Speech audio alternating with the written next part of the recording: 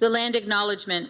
We acknowledge that we are on the lands of Anishinaabe Nation. This spot where we gather is the traditional land of the Three Fires Confederacy, the Ottawa, Potawatomi, and Ojibwe. We also recognize that this land is now home to the Delaware Nation. This land was settled through the McKee Purchase Treaty of 1790, and we, as beneficiaries of the treaty, must recognize our responsibilities, including our collective responsibilities to the land and water. Mr. Mayor, we do not have a supplementary agenda item this evening. Rules of decorum at a council meeting. The municipality of Chatham-Kent supports open meetings that welcome debate of public policy issues in an atmosphere of inclusiveness, integrity, civility, fairness, and respect for differing points of view. Anyone conducting themselves in a way that disturbs, disrupts, or impedes the orderly conduct of the meeting, interrupts or makes derogatory statements, or hate speech, defamatory comments about councillors, staff, speakers, or fellow members of the public may result in removal from the premises. This also applies to deputations. We ask that you do not approach members of council if they are seated in their council seat, and the public, unless invited, is not permitted to come into the gated horseshoe area. The use of posters, signage, and literature is also prohibited. Attendance for this evening, we have Councillor Anderson sent her regrets, and virtually participating we have Councillor Finn, Councillor Bondi, and Councillor Allen. There have been no disclosures of pecuniary interest, direct or indirect, on any open session agenda items. And this evening we have a recognition with regards to the sword of Alexander Douglas McLean, first mayor of the town of Chatham. Yes, to my left here is a sword donated by family members. So we've had it for a little while now. We've got it encased. So I want to go through. The sword in the council chambers is a field officer's dress sword, circa 1840, and is thought to have been owned by Alexander Douglas McLean, who was born in Montreal and is believed to have participated as a loyalist in the rebellion of 1837-1838. After the rebellion, McLean trained as an attorney and relocated to Chatham, where he opened his legal practice in 1842. He also became a commissioned officer of the Kent militia. In 1855, Chatham became a town and elected its first town council under the county of Kent. Among them was McLean, who was elected as the first mayor of the town of Chatham. McLean served 2 terms in 1855 and 1856, and subsequently left elected municipal service. McLean died May 7, 1868. His grave in Maple Leaf Cemetery is marked by a gravestone placed in 2023 by dedicated volunteers, including Dr. Bruce Warwick and John Rhodes. So I just want to recognize that, and it's a proud addition to here council chambers.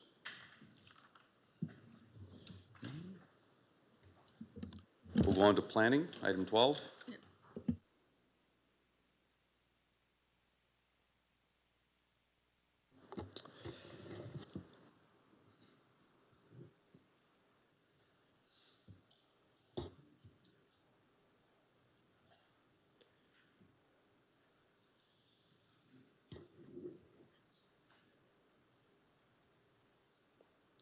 Thank you, Mayor Caniff.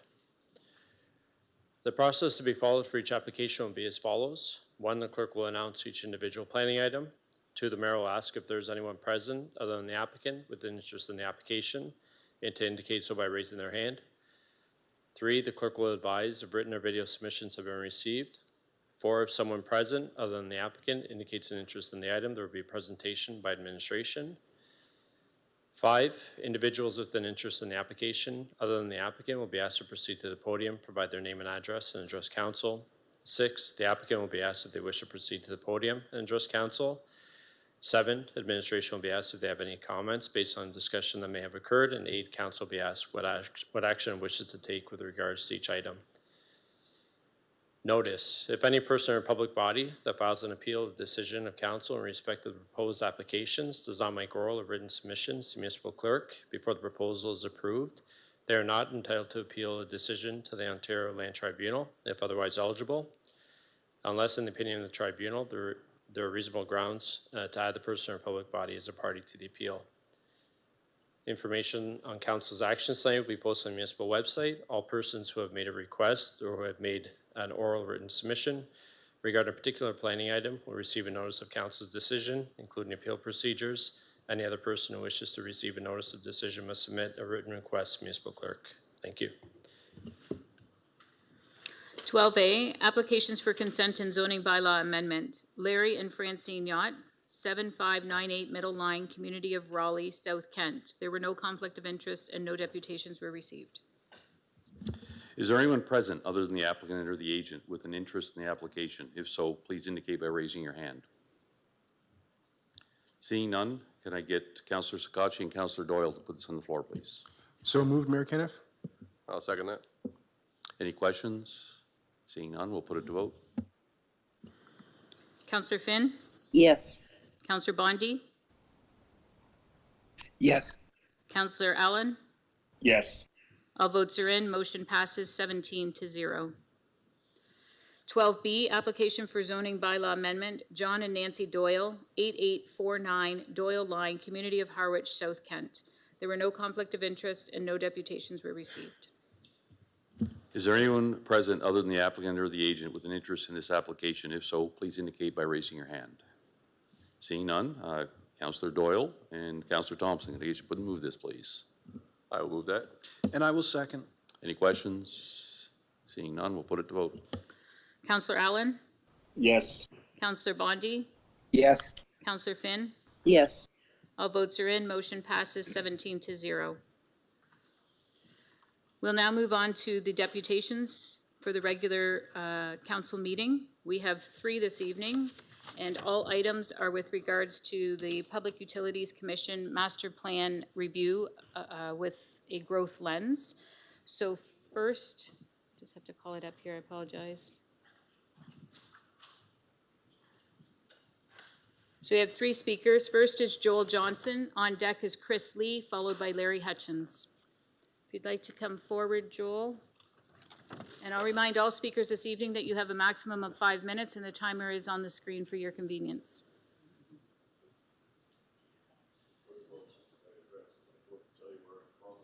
You can, yeah, just tell us when you get to the microphone and I'll record it. You don't have to show me your ID, no. That's okay, you can start. I've got your email, it's all good. No, no jokes unless you have time at the end. Just push the microphone for the light to come on. There you go, you're all set. Okay. So, are you asking me my address now or what? That's okay. We have your email, so that's good. Okay. Oh, I can start. Okay. Good evening, Mayor Kenneth and CK councillors. I'm here on behalf of WATCH, the Wallaceburg Advisory Team for a Cleaner Habitat. My name is Joel Johnson. I'm the chairperson of WATCH. We are primarily an environmental volunteer group concerned with the St. Clair River Basin and 2 remaining water intakes on the Canadian side, which is the Wallaceburg Water Treatment Plant and the Walpole First Nation Water Treatment Plant. Since the expansion of the Lambton area water supply system from Point Edward to the CK boundary outside of Wallaceburg, we partner with other like-minded groups in Sarnia and on the American side. For more detailed information about WATCH, visit our website at biowatch.ca. I would like to start my presentation with a quote. One does not have to operate with great malice to do great harm. The absence of empathy and understanding are sufficient. Charles M. Blow. In 2014, 15, and 16, the municipality investigated a proposal to close Wallaceburg Water Treatment Plant. WATCH was very active in compiling responses from the area residents. Our submission from residents in 2014, which I have brought to CK Council to consider, the 11 points it contains. These points were valid then and are still valid today. We urge Council to go back to the drawing board and give some serious considerations to these 11 points. Wallaceburg and area residents feel that changing to Lake Erie is downgrading. Sarnia Chemical Valley has cleaned up its act in the last 20 years due to community vigilance on Sarnia Industries with the help of the government's St. Clair River Remedial Action Plan. The industries on Lake Erie have not done the same and are still releasing unacceptable amounts of pollutants. According to a CBC report on the Detroit River, trace contaminants from the Detroit River do not get removed by water filtration. Example, pesticides such as triclosan, chlorinated hydrocarbon, and cyanotoxins, which are found in Ohio water intakes. Nature does not recognize political boundaries. More importantly, fire retardants such as PFAS, perfluoroalkyl substances, were not addressed in 2014. The scientific evidence from both U.S. and Canada states that PFAS levels in Lake Erie is a major concern. As well as PFAS, Lake Erie has been a toxic hotbed with algae blooms. According to the U.S. government, NOAA, National Oceanic and Atmospheric Administration, algae blooms will become more heightened. Lake Erie is a shallow lake, which means negative impacts will have more extreme effects than water from Lake Huron, which is deeper, a colder lake. Has the long-term impacts of climate change and water quality on Lake Erie been investigated? Watch is also concerned about the lack of transparency understanding of the long-term impacts to Wallaceburg area. This also includes future expansion that will be far more costly in the long run if there are no alternative facilities. The community and Ward 5 councils should have had input into the initial consultation this time around and planning process instead of reading about it after it was completed. The input should have been conducted in person at a town hall meeting to allow the community to ask questions and get answers directly. The Wallaceburg and area communities fought hard to clean up their source of drinking water, and now we're being told we will be downgrading to a source that is more polluted than the St. Clair River and Lake Huron. The Wallaceburg Water Treatment Plant could be a backup if Chatham's system has a prolonged closure or a more cost-efficient option for pipeline expansion to area greenhouses. In conclusion, we hope Council will understand the impacts to our area water quality and possible benefits to keeping our water treatment plant operational. Thank you for your time and cooperation. Thank you. I have a copy from your email, so it's good. Thank you, though. Oops. Next speaker is, sorry, I just got to pull it up here, Chris Lee, and on deck is Larry Hutchins. Welcome, Chris. Mine is about 20 seconds over 5 minutes, and he was under 20, so. Okay, my name is Chris Lee, past chair of Watch, and I moved to Wallaceburg area from Toronto 50 years ago as a young teacher, starting my career. In 2014 to 2016, community representatives were involved with the potential alternative to our drinking water from the Chenal Cart into Lake Erie. Led by Stantec, we participated in a multi-stakeholder working group with an extensive scope of risk versus benefit to current and future users. Councillor McGregor, Jeff Wesley, and myself, plus a dozen others whose names you would recognize, met for weeks to investigate and advise Stantec and Council. The engagement process is all public record with this municipality. As councillors and staff transition over time, institutional memory can be lost. This council and staff are fortunate because you have the tools and the personnel to revisit the lessons learned. And to borrow a phrase from the musical Hamilton, your own councillor, McGregor, was in the room when it happened. Due to Wallaceburg's area's vigilance on Sarnia, with the help of government's St. Clair River Area of Concern Remedial Action Plan, the water source has greatly improved. However, there is ample evidence the discharges to Lake Erie have not improved to the same degree. According to Great Lakes Ecoregion Network, Glen, a binational group of independent experts on Great Lakes, the state of Lake Erie remains concerning. The status of the discharges, especially from the U.S.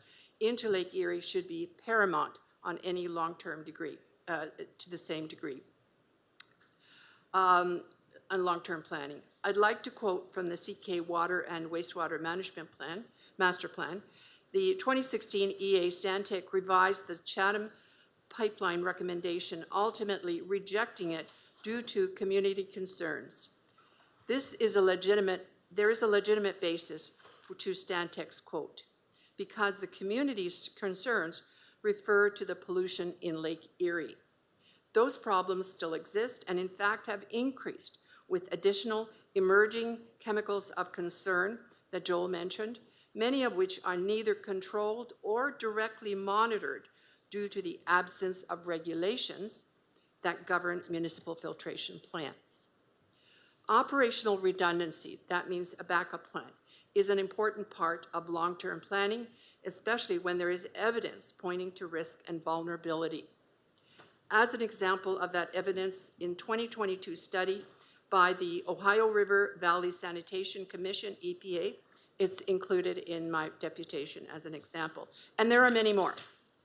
I want to thank our councillors, McGregor and Hall, for submitting revised recommendations emphasizing community engagement, which I support. I emphasize the word engagement to make a distinction between the term consultation. When I read the master plan, I truly appreciate that this council has a huge challenge. Let me put this into everyday terms. You are asking the Wallaceburg community to sustain itself on fast food with unhealthier ingredients, Lake Erie source water, when a healthier home-cooked meal is already available. Chanel Lake Cart as a distributary of the St. Clair River. So in conclusion, in other words, we must thoroughly explore innovative and unconventional solutions. In conclusion, one of the very unique characteristics of the Wallaceburg area is that we have learned how to become engaged under pressure with every crisis. Each time, the community finds ways to think outside the box instead of passively accepting the easy answers. Whether it's due to working with governments to clean up Chemical Valley or build CK hospital services at the Sydenham campus, the municipality as a whole benefits. I believe the same will be true for this challenge, provided the engagement process and solutions are holistic, grounded in empathy, understanding, and ethics. Thank you. Thank you. And the last deputation today is Larry Hutchins.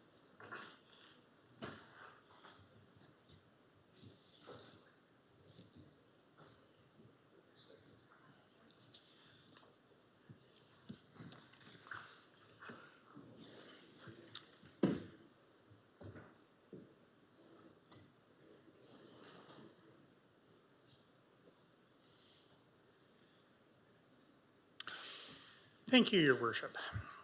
Council, I am before you tonight to speak on item 19A, the Public Utilities Commission's Master Plan Review with a Growth Lens.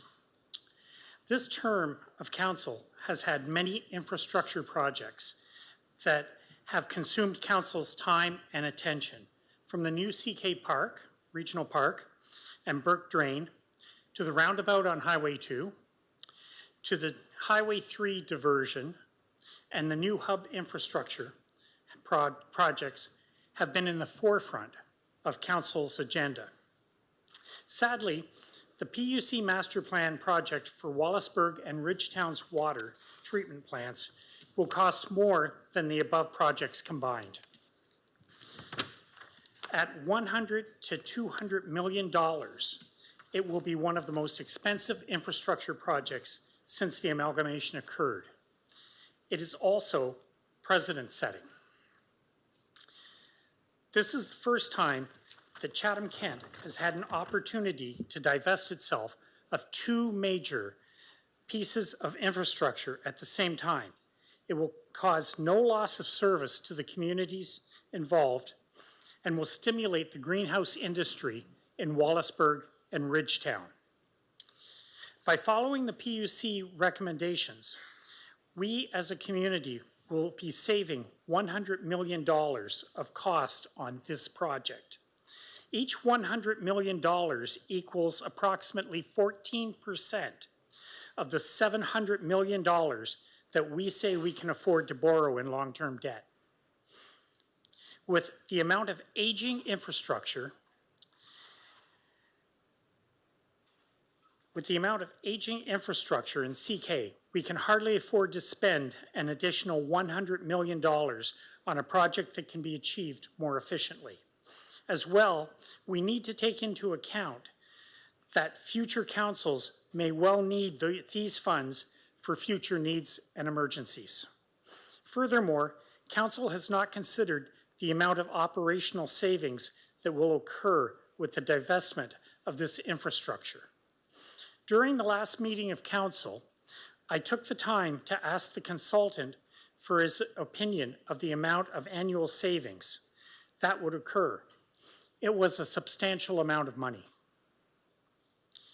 With the need for public consultation, meetings should be held for all of CK, as the debt will be spread across the entire municipality unless council plans to area rate the costs. A growth lens should mean growth for the entire municipality and take into account the future of all of CK. For these reasons, I support the PUC master plan as presented. Thank you. Thank you. Before we move on to consent agenda, I just want to mention to the public and anyone watching this evening that the Wi-Fi is down in our council chambers. So if it does appear that council is on their phones, they are hotspotting, and it may be looking like they're looking at their phones, but they are actually using their Wi-Fi. So I just had a couple council members want me to mention that. We'll move on to consent agenda now. So items to be pulled and voted on separately will be item 16A, tender award contract T25-171, Laurentian Drain and Rosalie Robert Drain, extension improvements, community of Tilbury, pulled by Councillor Harrigan. Item 16D, tender award contract T25-104, supply and application of dust suppressant, pulled by Councillor Harrigan. Item 17A, Chatham-Kent Public Library Annual Report 2024. We have a presentation from staff, and Councillor Jubenville has also pulled this report. Item 18A, Waste Management 2024 Status Report. We have a presentation from administration. Item 19A, the Public Utilities Commission Master Plan Review with a Growth Lens, pulled by Councillor C. McGregor, Councillor Story. Item 20A, Closed Circuit Television CCTV Expansion, has been pulled by Councillor B. McGregor, Councillor Harrigan, and Councillor Jubenville. Item 22A, the Wheatley gas leak verbal update, is pulled for Chief Case to give a update.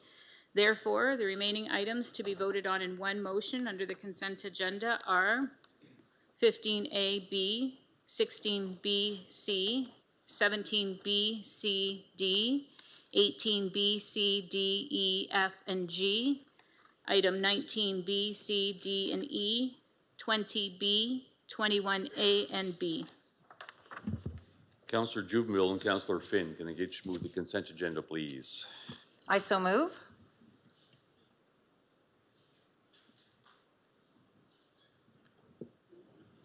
Councillor Thompson, can I get you to second, please? Happy to second. Any questions? Seeing none, we'll put it to vote. Councillor Allen? Yes. Councillor Bondi? Yes. Councillor Finn? Must be absent at this time, therefore motion passes 16-0.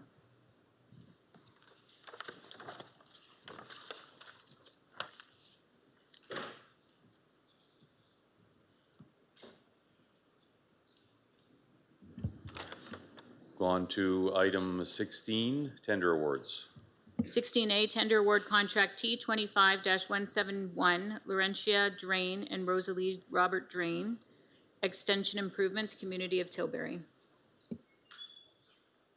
Councillor Harrigan and Councillor McDonald, can I get you to put it on the floor, please? Yes, Mayor Kenneth, happy to move the recommendations. And happy to second. Councillor Harrigan, go ahead.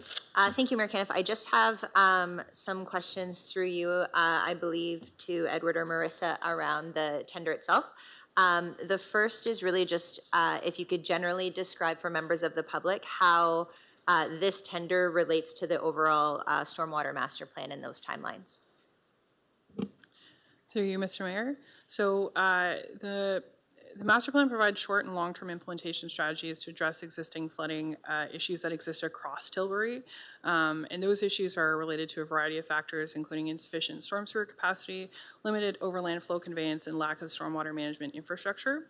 The two projects that are in this tender tonight were identified in that master planning process as short-term implementation priorities. They are projects that can proceed on their own and will provide significant improvements to the storm infrastructure in those areas. There are a number of other projects that were identified that are multi-year, long-term plan out. So one of those is the Tilbury East Pond, and has been initiated as well in the planning stages for implement. From there are other trunk sewers and pieces constructing that are subject to design and the construction.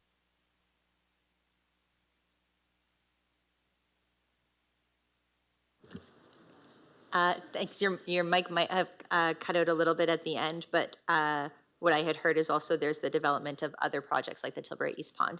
And then just in follow-up, how might residents become aware or get the most up-to-date information on stormwater projects like the tender that's going on in the Tilbury Stormwater Project? Thank you, and sorry about the microphone failure. Through you, Mr. Mayor. So we have created a stormwater projects webpage as well, because there are a number of projects in this long-term build-out process, and so there is a new webpage on our website under the maintenance services on our public-facing website that residents can visit, and it provides updates on all of the current and future planned projects for all of our stormwater master plans, so residents can follow along. We'll also be sharing that when we send out communications to residents on the status of these projects. Like with this tender, when we issue the contract, we'll be sending an update to all the residents there that'll be affected with information on this website where they can continue to follow along and get updates. Wonderful. Thank you so much. Seeing no other questions, we'll put it to vote. Councillor Finn? Yes. Councillor Doyle? Councillor Allen? Yes. And Councillor Bondi? Yes. All votes are in. Motion passes 17-0. 16D, Tender Award Contract T25-104, Supply and Application of Dust Suppressant. Councillor Harrigan and Councillor Bondi, can I get you to put this on the floor, please? So moved, Mayor Caniff. Councillor Harrigan, go ahead. Great, thank you.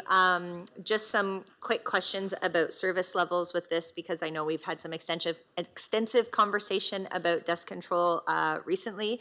The first question I have is, can you share, just for public awareness, what the difference in budget or tender costs last year compared to this year, and then how that might translate into service delivery? Thank you, Mr. Mayor, for the question. It's Ryan Brown, Director of Public Works. After the last council meeting, we worked with our road supervisor team to discuss what we thought would be practical for this year and how to convert that into an amount that we could tender. So we did put out a tender that included like a base amount and then a provisional amount, because we don't know exactly how many kilometers of roads we'll be able to get done. And so we believe we're hoping to get to at least 20% of the roads and potentially up to 40%. Weather depending, we are going to start with the highest roads that are an issue right now. That's maybe our highest travel roads and a lot of the roads that we've placed life cycle gravel on this year.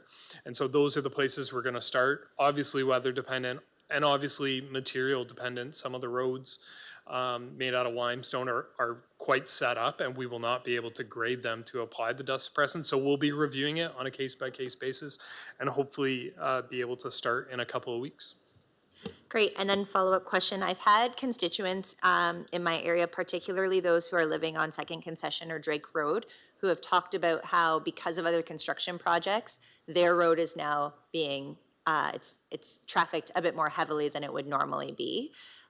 For those constituents, would they put in a ticket with Info CK? Would they connect with counselors? What is the best way for individuals who are wanting to inquire about whether or not their road could have dust suppressant applied to it, or if they feel like their road is maybe changed in terms of normal traffic this year? Is there a process for that? So at this time, there's no particularly above and beyond new process for this year. I will say we need a little time to get going and get started on some of those busiest roads, and hopefully that would eliminate complaints before they even have to come in. As we get moving, if people are noticing an extremely dusty road, I know I've traveled a few roads in our recent weeks, and some have very minimal dust on them that are set up well, and some are very dusty. And so I would say give Public Works some time to get started, and then if residents have a concern, they can always call 311 and lodge an email with Public Works. Fabulous. Thank you so much, Ryan. Councillor Bondi? Thank you, Mayor Caniff. First of all, thank you very much, administration. I know this is very much appreciated by many of the rural residents, and it didn't seem like it was going to happen this year, and you guys, made it happen. So great. That's wonderful, and thank you very much. A quick question.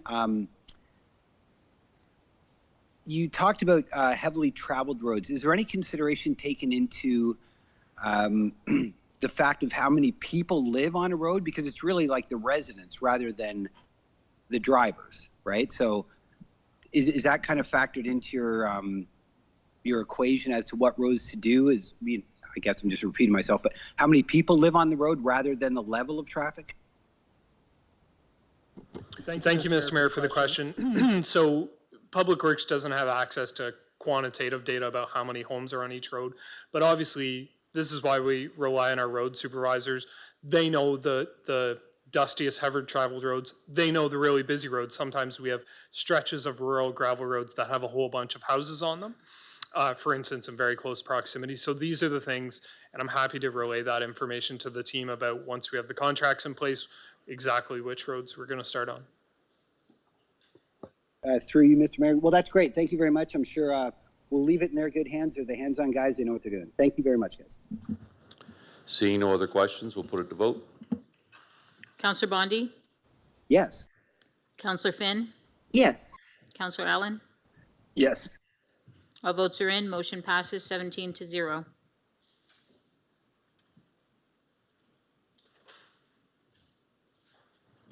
Item 17, Chief Administrative Office. 17A, Chatham-Kent Public Library Annual Report 2024.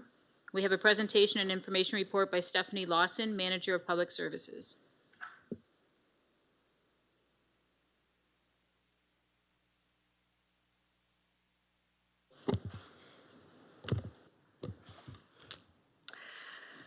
Mayor Caniff, members of council, and members of the public. In 2024, Chatham-Kent Public Library remained a valuable place for free resources, connection, and support. I am excited to share with you the impact that the library made this year. How do I get it to move forward? Oh, there it goes. Okay. Did I do that? I don't know. Okay. The library offers welcoming and engaging spaces and personalized customer service that makes people feel seen and supported. People want to come to the library because it's a place where they belong, regardless of age, background, and income. There were 283,000 visits to our 11 branches this year, an increase of 4%. New express checkouts were launched that make it easier for patrons to check out their own items if they choose. The option of self-checkout allows staff to spend more time answering in-depth questions and providing readers advisory. The library purchased a new courier van and wrapped it with a vibrant vinyl design that makes it hard to miss. The courier van connects 11 library branches and over 50 municipal locations with collections and information. The library is fortunate to have tremendous support from the community that allows us to offer special services, such as giving away free solar eclipse glasses provided by CK Tourism, offering the community volunteer income tax program, lending Wi-Fi hotspots as part of the Connect CK partnership with the Chatham-Kent Ontario Health Team and Employment and Social Services, and free resume printing supported by Employment and Social Services. Community support also allows us to offer special programs, such as the Knights of Pythias donating bikes and helmets to Wallaceburg branch for the Read to Ride program. Program offerings and attendance have increased, and outreach visits are at an all-time high. Over the course of the school year, staff visited 706 elementary school classrooms and 116 classes came into a library branch. Staff also visited 4 high schools for card drives. The library partners with Lambton County Library each year for a reading challenge called Clash of the Classrooms. Homeschool, elementary, and secondary school classes compete to try to win a pizza party for their class and cash prize for their school. The 2 schools that read the most minutes per capita are also awarded the Clash Trophy, and this year both schools were from Chatham-Kent, Merlin Area Public School and Blenheim District High School.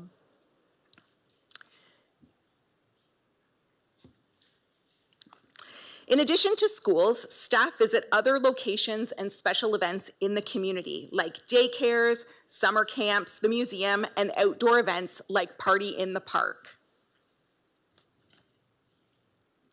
The library offers many programs that integrate movement and literacy, such as the Sydenham Community Curling Club in Wallaceburg, helping staff host a Learn to Curl story time. Chatham and Dresden Rotary Clubs and Tilbury Lioness supporting Skate a Story programs at local arenas. Dresden branch staff partnering with Dresden Shines for a glow-in-the-dark mini golf course. And Highgate branch offering a Walk a Story at the baseball diamond. Other special events for children included the Professional Engineers of Ontario coming to offer a program at Wheatley branch, the continuing partnership with the Bothwell Optimists to offer free movies at the Jim Kish Theatre, and Thamesville branch hosting Reptilia during March break using funds donated by the Bothwell Thamesville Firefighters Association. The library offers home services for people who can't make it to the library branch due to age, illness, disability, or mobility challenges. The library had over 100 active home service users this year and arranged 961 deliveries. Staff visit senior centers to offer programs, chat about library resources, and deliver library materials. This picture was taken at Hudson Manor in Tilbury.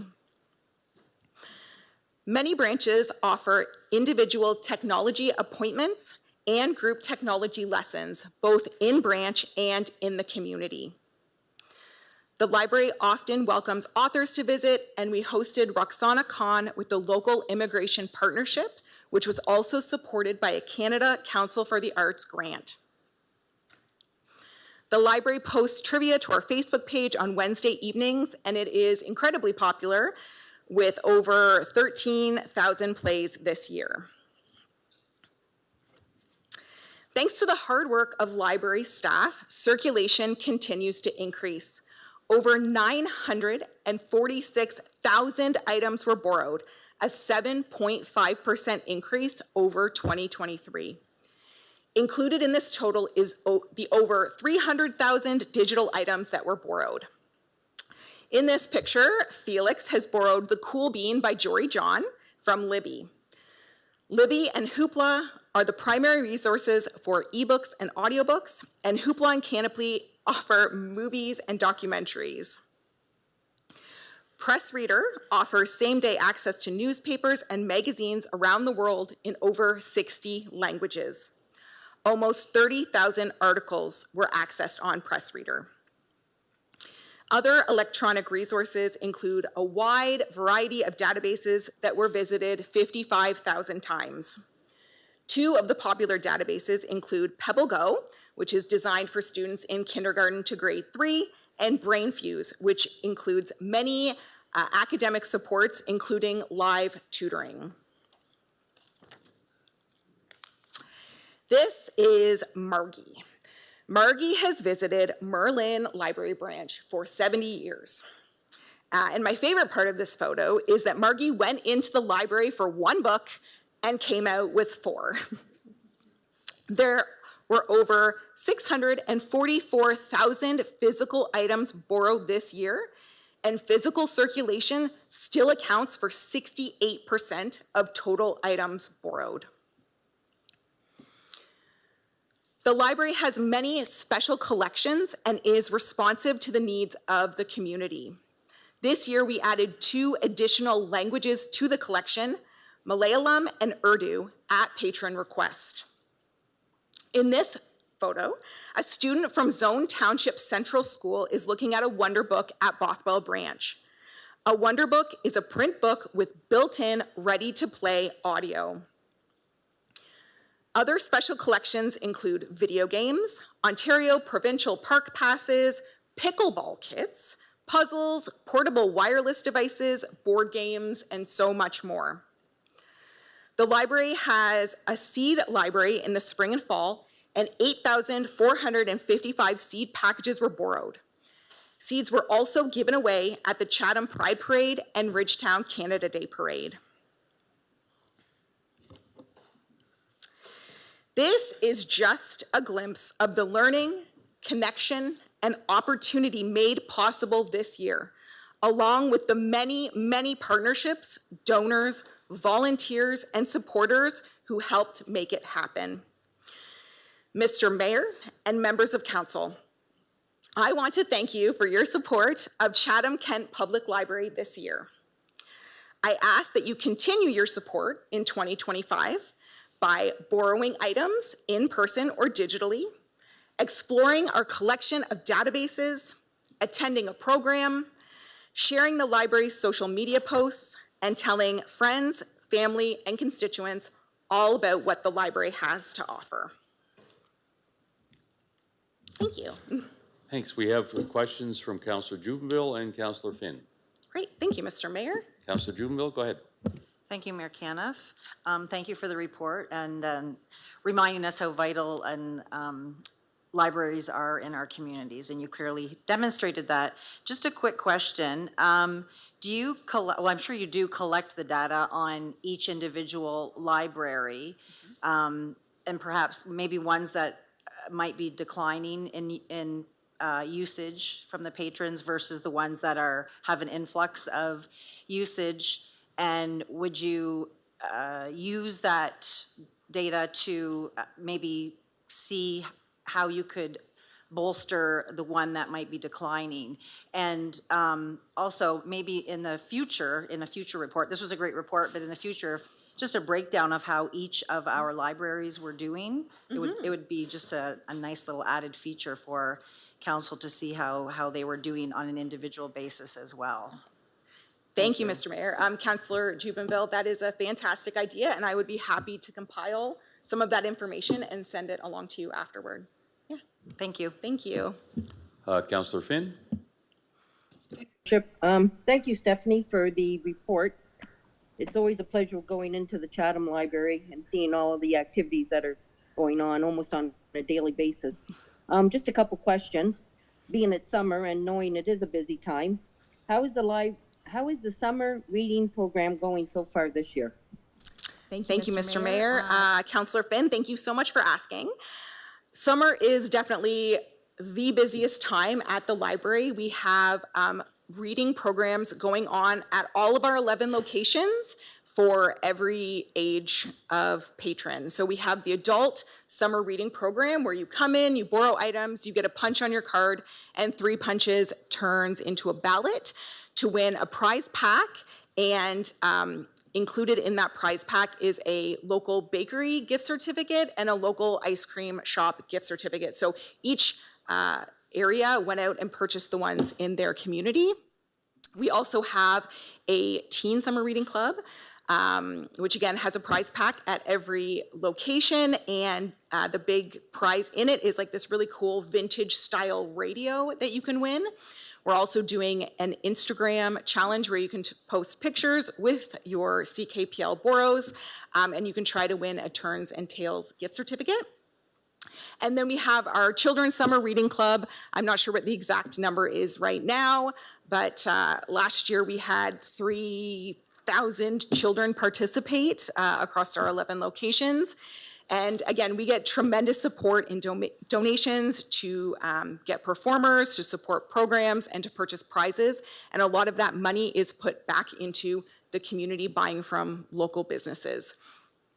And then the one other thing I wanted to mention is that the Wheatley Library branch is now offering services out of the Resource Center. So we will also be able to offer programming there because they have a beautiful boardroom that is right beside it. So thank you. Thank you. Okay, second, now you mentioned a lot of community partnerships with either businesses or community, the community itself.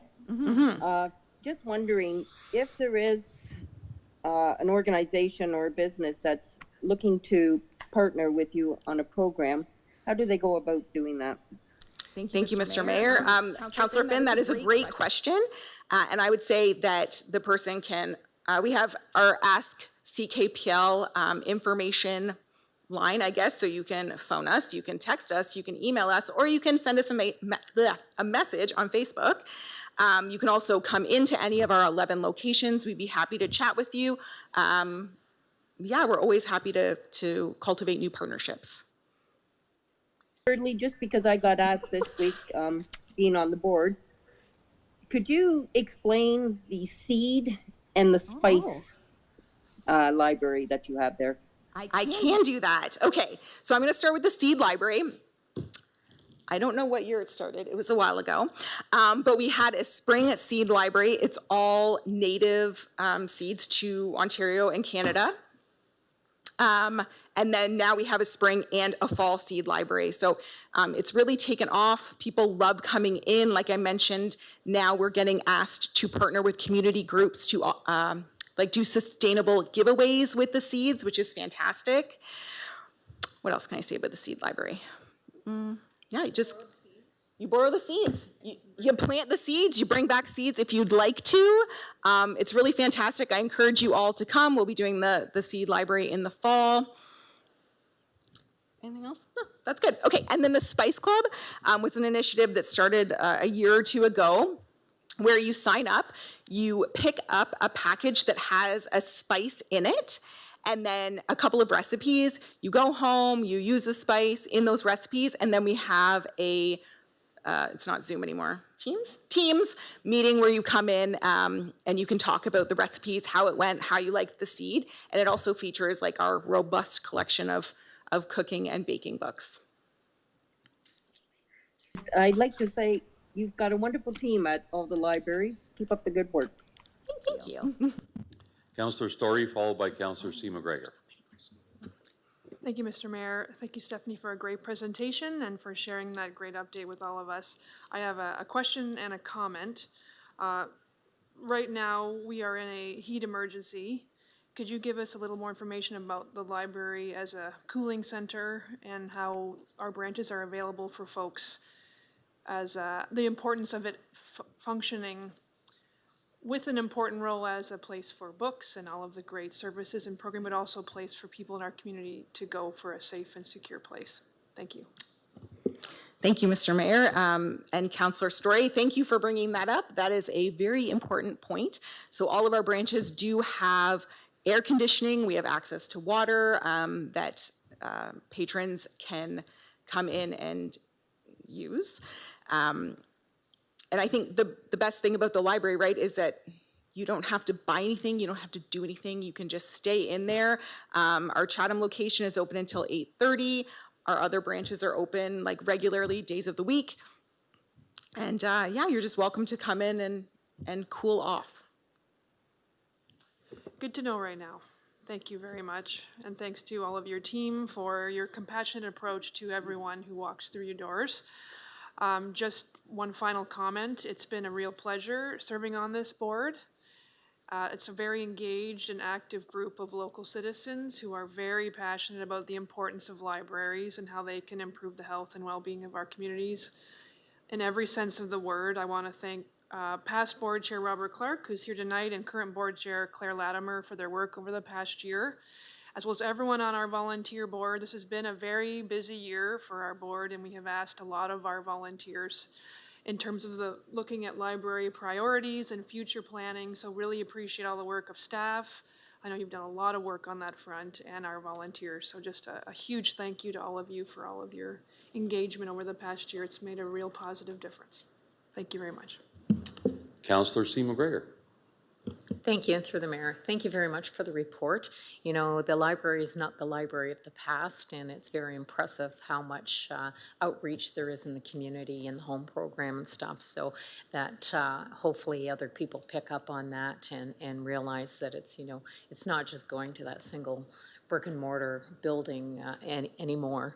I'm a very avid electronic book downloader, so I had one question there, and I would have called the library had I thought of it.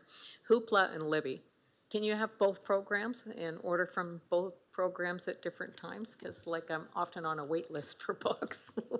Yes, thank you, Mr. Mayor. Yes, you can have both apps, Libby and Hoopla. So there is overlap in Libby and Hoopla for ebooks and audiobooks, and audiobooks are one of the most popular things that are borrowed digitally. So they're structured a little bit differently. Libby items work like a physical library book where, say we only have one copy, one person has it out, you put a hold on it and you're waiting and you get delivered that book when it is available. Hoopla is a pay-per-use model. So you get that item like on demand when you want it, but you only have 8 downloads a month, and that is just to keep costs down because it is a very active platform. And now on Hoopla, there is actually a flex collection as well, where you can put your name on a list and have a hold on a book. So now there's those 2 options in Hoopla. That's good to know. I use Libby, and I'm often in a wait list, so Yeah. sometimes I don't like to wait. So That is fair. I will check yeah. out Hoopla. Yes, Thank you very much. yes, you're very welcome. Thank you. Thanks, Stephanie. I just want anybody listening at home that I encourage parents, caregivers during the summer to explore the library. It's not just books.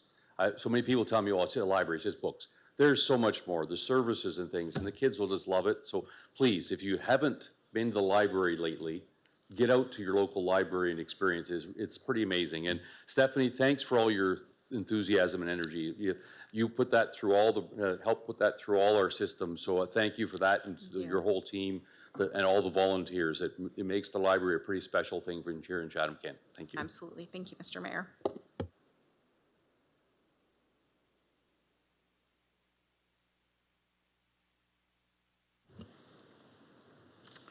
Infrastructure and Engineering Services, 18A, Waste Management.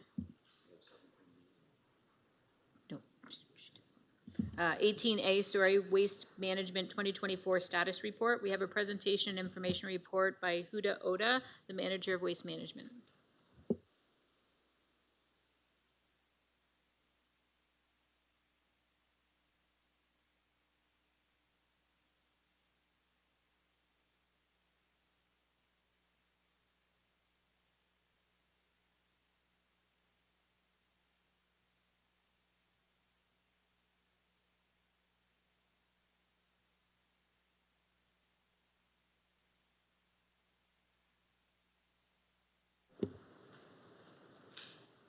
Okay, good evening, Mr. Mayor, Council. Thank you very much. My name is Huda Oda, I'm Manager of Waste Management with Public Works.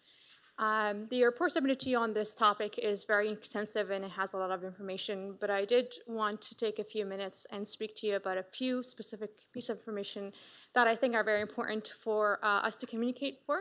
And so with that, I'd like to give some context about, I'm not sure if this is working. There you go.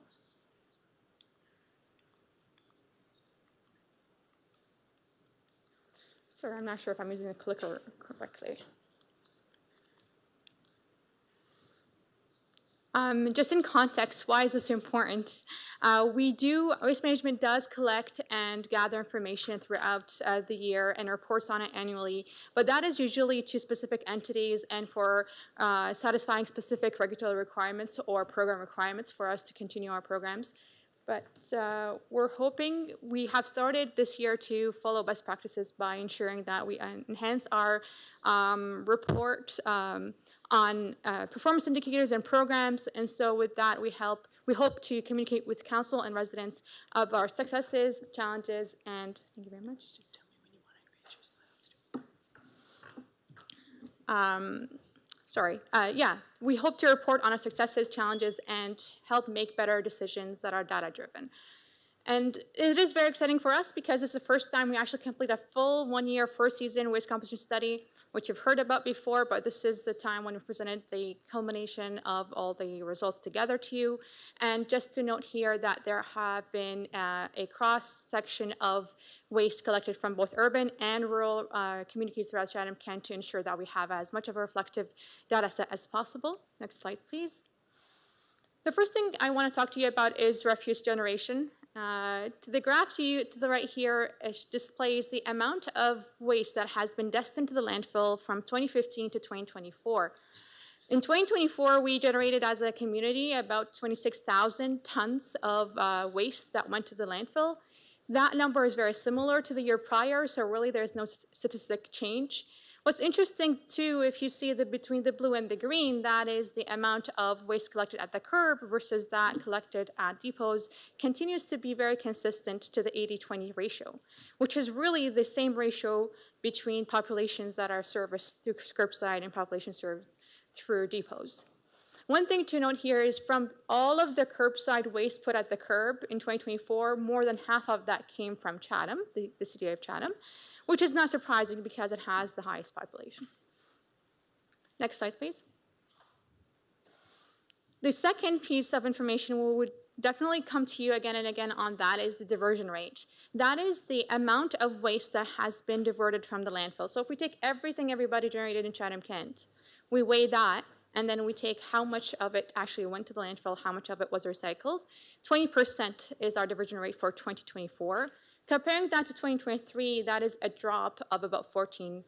So in 2023, that was about 34.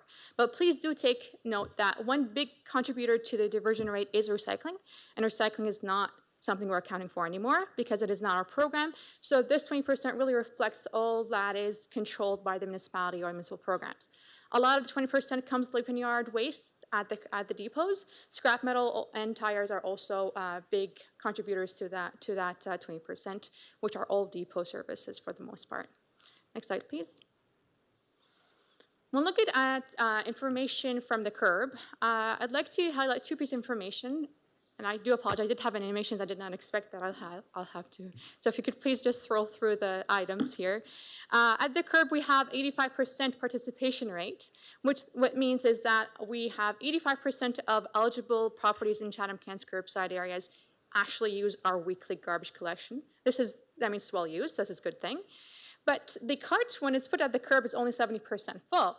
That means the 95-gallon cart that is used by, what is our limit for curbside, is more than enough for the average household in Chatham-Kent's or curbside areas.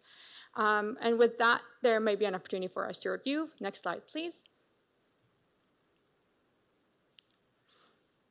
And you please go ahead with the animations here. So what I wanted here is to compare the generation rate between a curbside versus that of a rural household or a depot household. At the curb, we typically when we talk about household generation, we talk about kilograms of waste generated by one household in a week. So 14 is for a curbside household, which is more than double what we have in a depot user household. This is not surprising because a cart at the curb is definitely much more convenient than having to go to the depot to dispose of your waste. When you do have to take it in your truck or your vehicle personally, you're thinking about it more than once. How much can I reduce? And when you're at the depot, you have more opportunity for you to utilize other recycling streams at the depot at that location versus if you're at the curb. Next slide, please. One of the most important things we want to learn from a curbside or from a waste composition study is looking at what is in an average household's garbage, what makes it up. So to the left here is you have an average cart from a curbside area. So 30% is empty and then the content is 70%. What we want to look at is the gray area, that gray bar here in the cart, 20%. This is the non-divertible materials, meaning this is the material that cannot be recycled and it cannot be diverted, composted, or whatever it may be, or dropped at a depot. Unfortunately, that's only 20% of that cart, and a lot of it is the green, the light and the dark green, which is organic and plant-based. With the organic waste diversion program that has been approved by Council earlier this year and will be rolled out over the next couple of years, we do hope that this is going to be reduced, and we hope that that gray will be more of a contributor to the cart as opposed to now. When comparing that portfolio to that of an average bag received at the depot from a rural household for the most part, we see that is similar, but one thing that is notable, the plant waste is almost diminished to zero. And again, that speaks to the ability, probably accessibility of a rural household to backyard compost, feed it to the animal, or they're probably there at the depot again and just source separate it at the depot themselves. So this is definitely great to see on the non-curb side. We'd hope to see more diversion of organics on the curb side. Next slide, please. Other than our curbside, of course, we do have a couple of other indicators we'd like to share with you. We have 8 waste depots throughout Chatham-Kent, plus the 9 that are for specifically Leaf and Yard. One way to measure how we're doing at these depots is determining how many customers we have serviced. So we do take vehicle counts, and in 2024, across all of the 8 depots, we've serviced about 155,000 vehicles, customers. That comes to about 20,000 a month, which speaks to the well utilization of that service by Chatham-Kent residents. And again, these depots are not only restricted to non-curbside residents, but also curbside residents who have scrap metal or tires or oil or whatnot that they want to dispose of.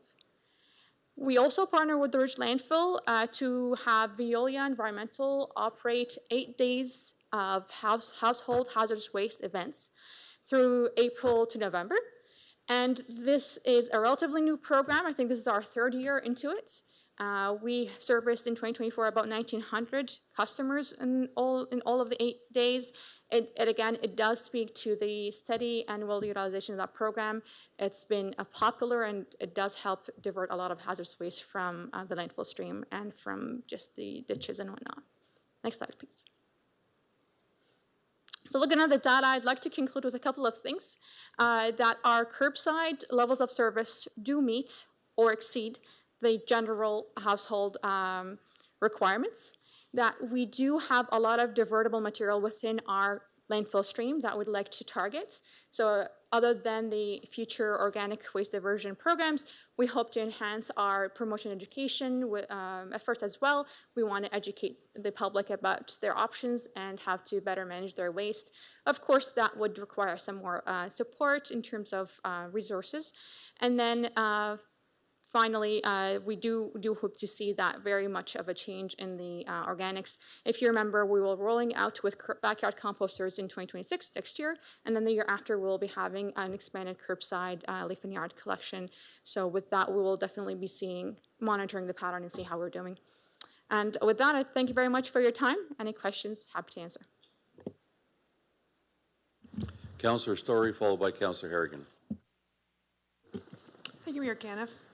Thank you, Huda, for presentation. Really happy to see the work that you and the team have been doing, and that we have that data now to start making, even more targeted decisions on what's working and what's not.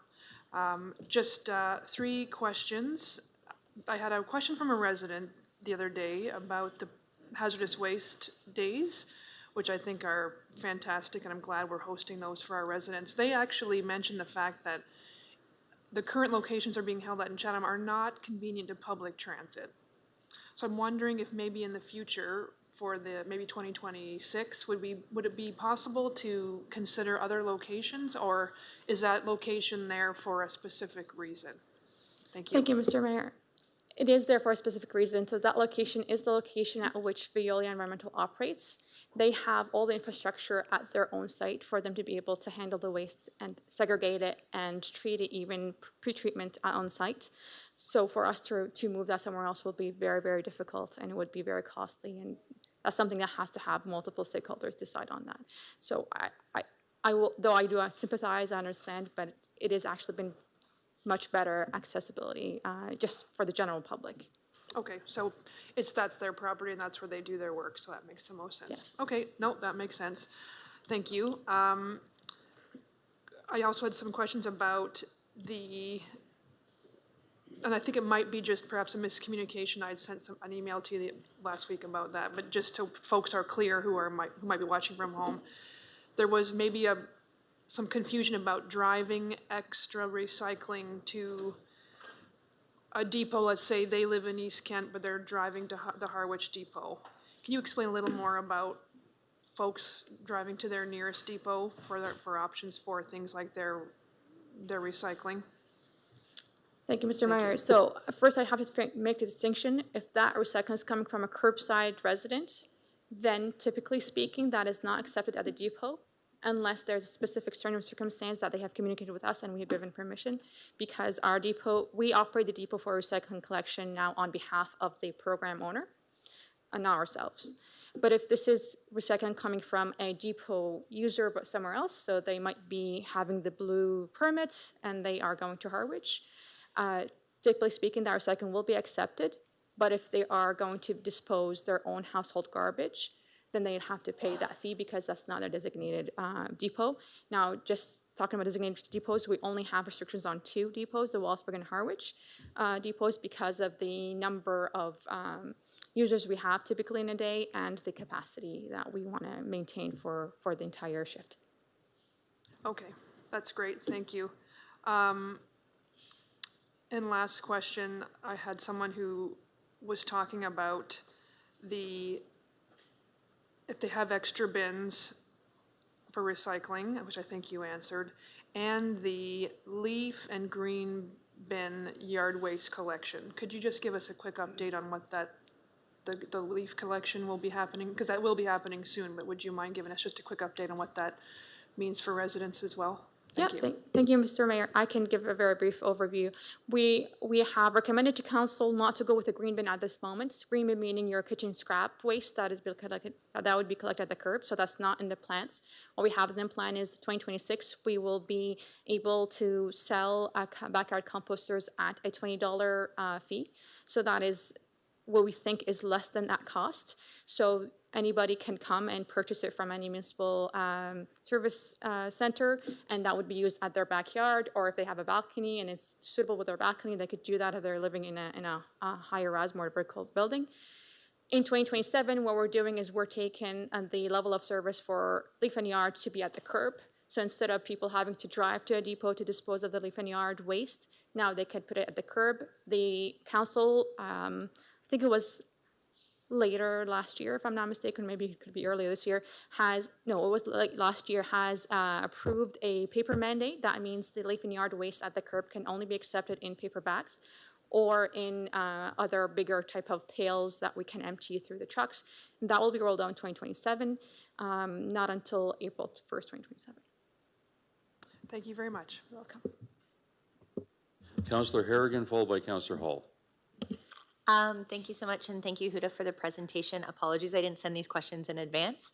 I do first want to just go back to the report, and there was a comment around because the residential or the curbside waste is 70% full, that there's the opportunity to potentially look at reducing the frequency of service. Can you speak to that? And in particular, I'm thinking of like the very hot weather that we're experiencing here, and how as a rural resident, we can probably get away every couple of weeks going to the depot.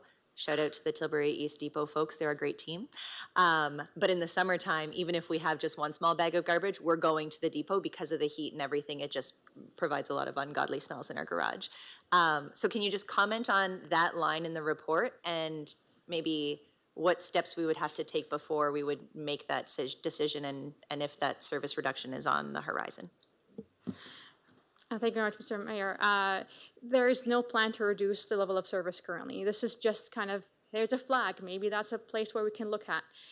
We do have council's approval to continue with waste composition studies in 26 and 27. So we will not be making such a drastic decision without first having at least a couple of years data compiling that supports that.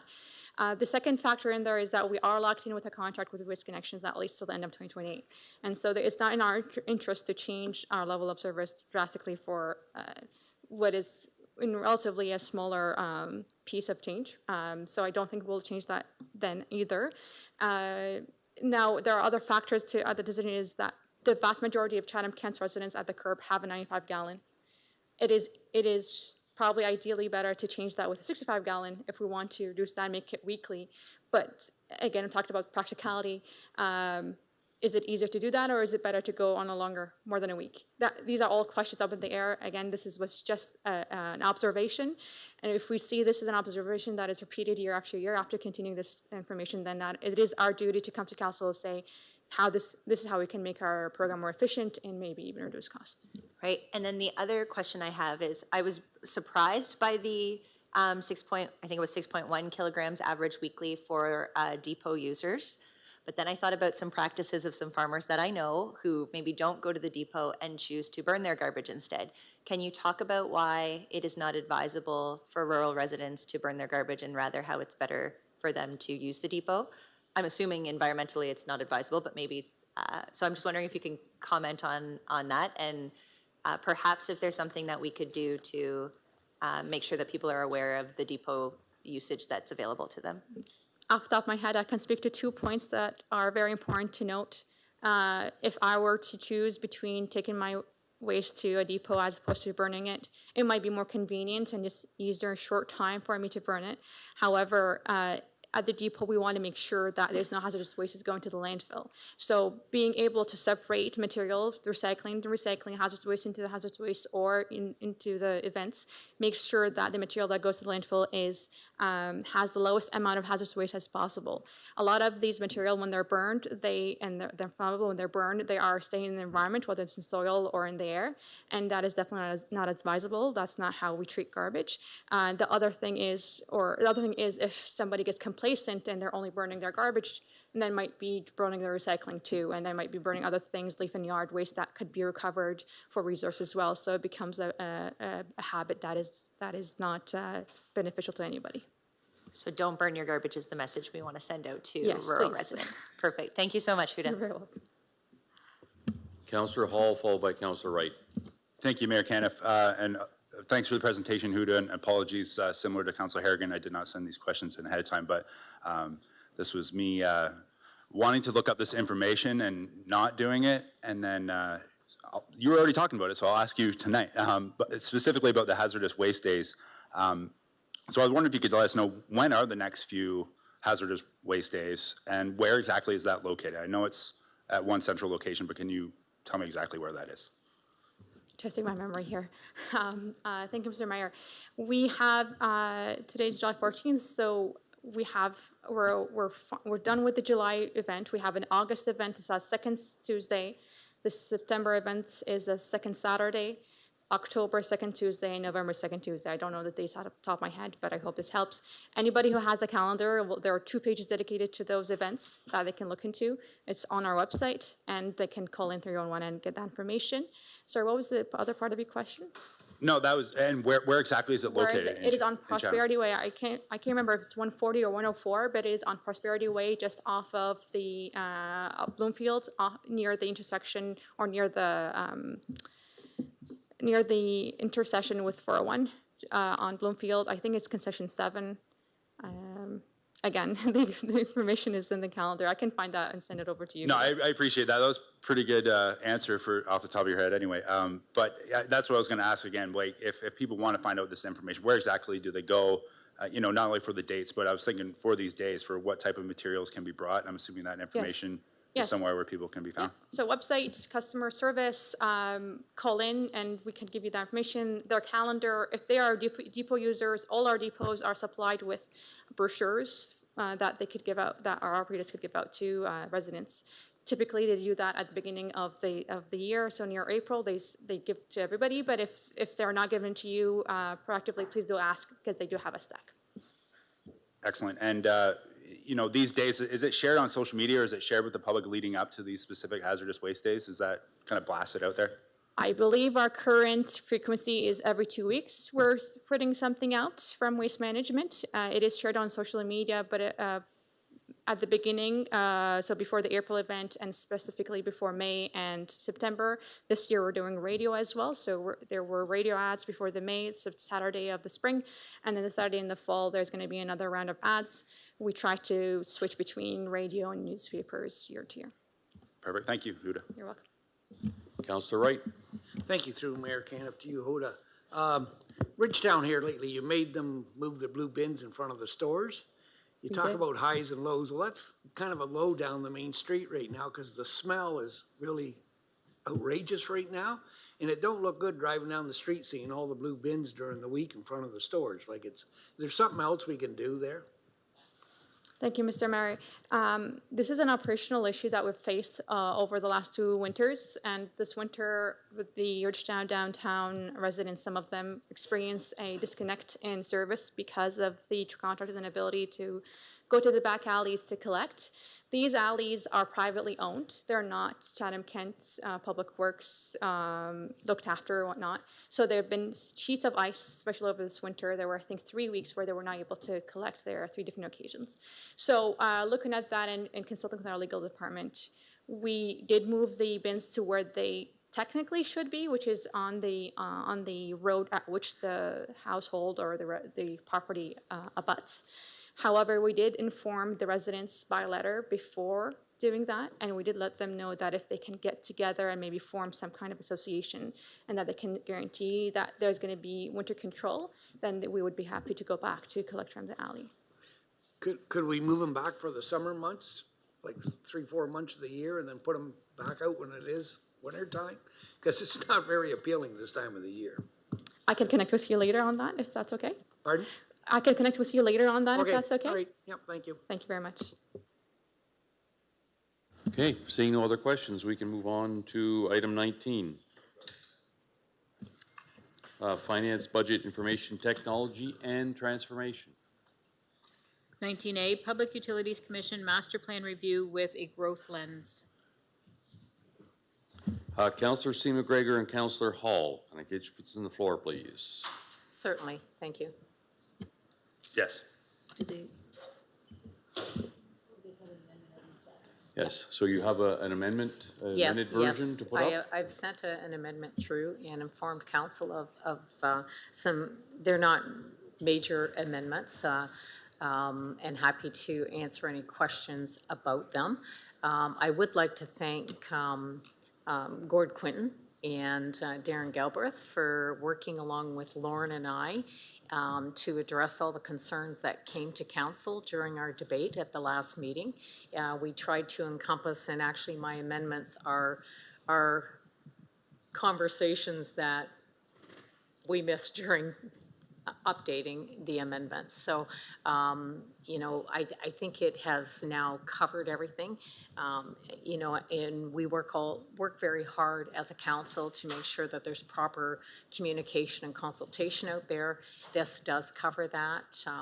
We've got, I've put in the amendment actually about including the Walpole Island First Nations community as they, you know, they attend our schools, our hospital, our stores, they live within our community, and I think out of basic respect, that they should be included in this conversation.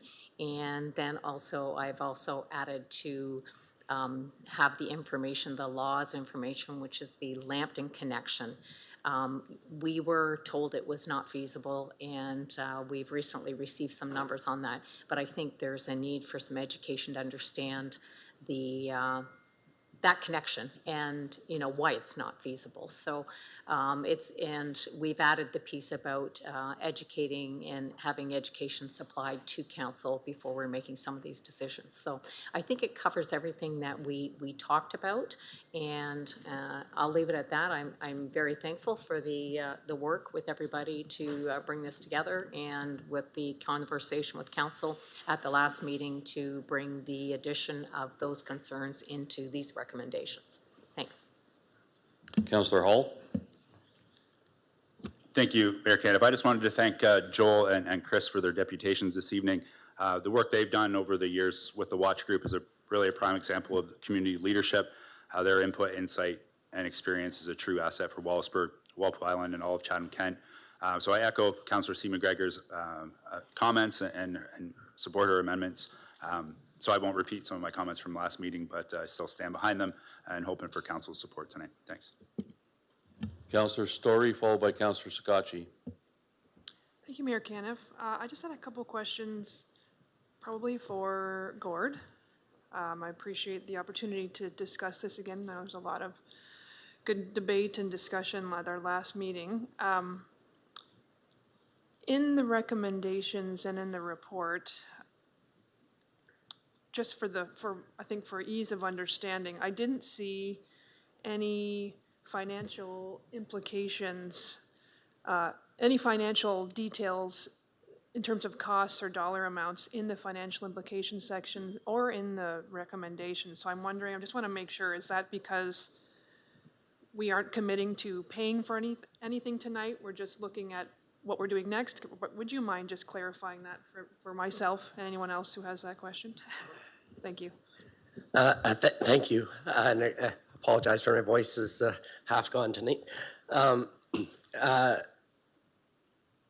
Number two, I guess, is the key addition in this version versus the one last week, last meeting, and it's about a water and wastewater master plan update being completed, and we really need to have updated costs. I know this the previous master plan was only completed in over 22 and 2023, and which isn't long ago, but there's been just significant cost changes that I think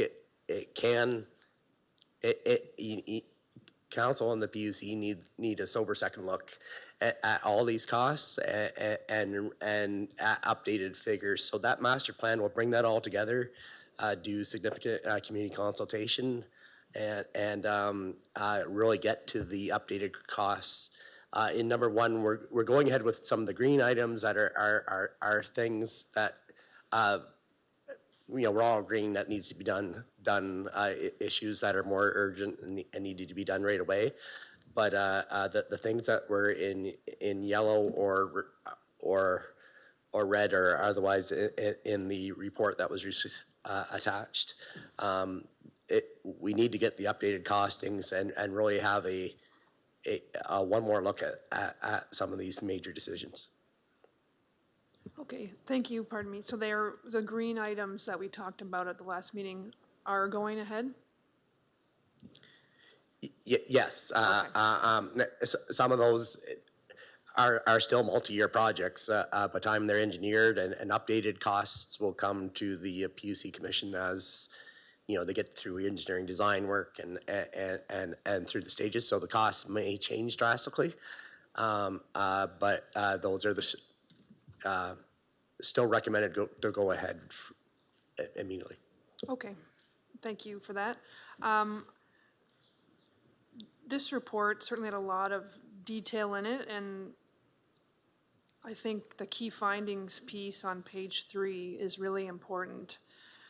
I think without going into any specific detail, I think, would it be safe to say that if these recommendations go ahead, because those key findings were quite concerning to me, so I think it would be helpful to know that if these recommendations are approved, this will ideally ensure that those factors will not happen again. Is that a fair assumption?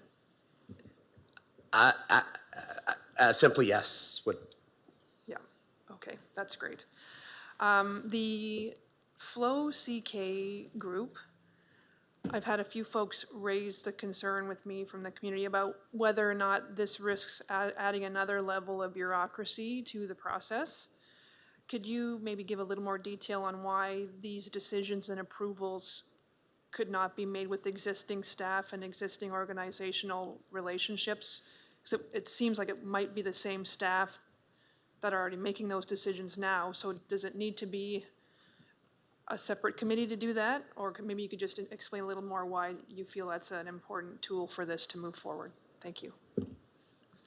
Thank you. It was recognized that there's an urgency to much of the work that needs to be done, and the capacity for the PUC within their own engineering department to look after both the plants of water, wastewater plants, and the linear work. It may be actually more efficient and less bureaucracy to have the linear work done by the engineering staff that do linear work now, and that projects can be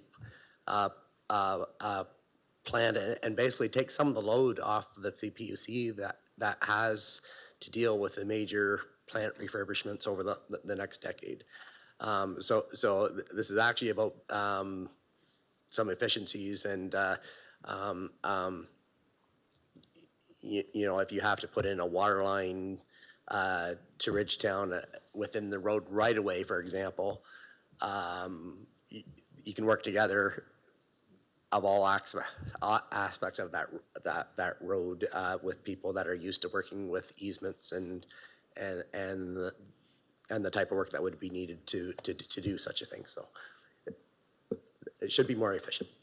Okay, that's great. So that wasn't happening before, but now this will actually help divide some of that labor to staff that can help move it along more quickly.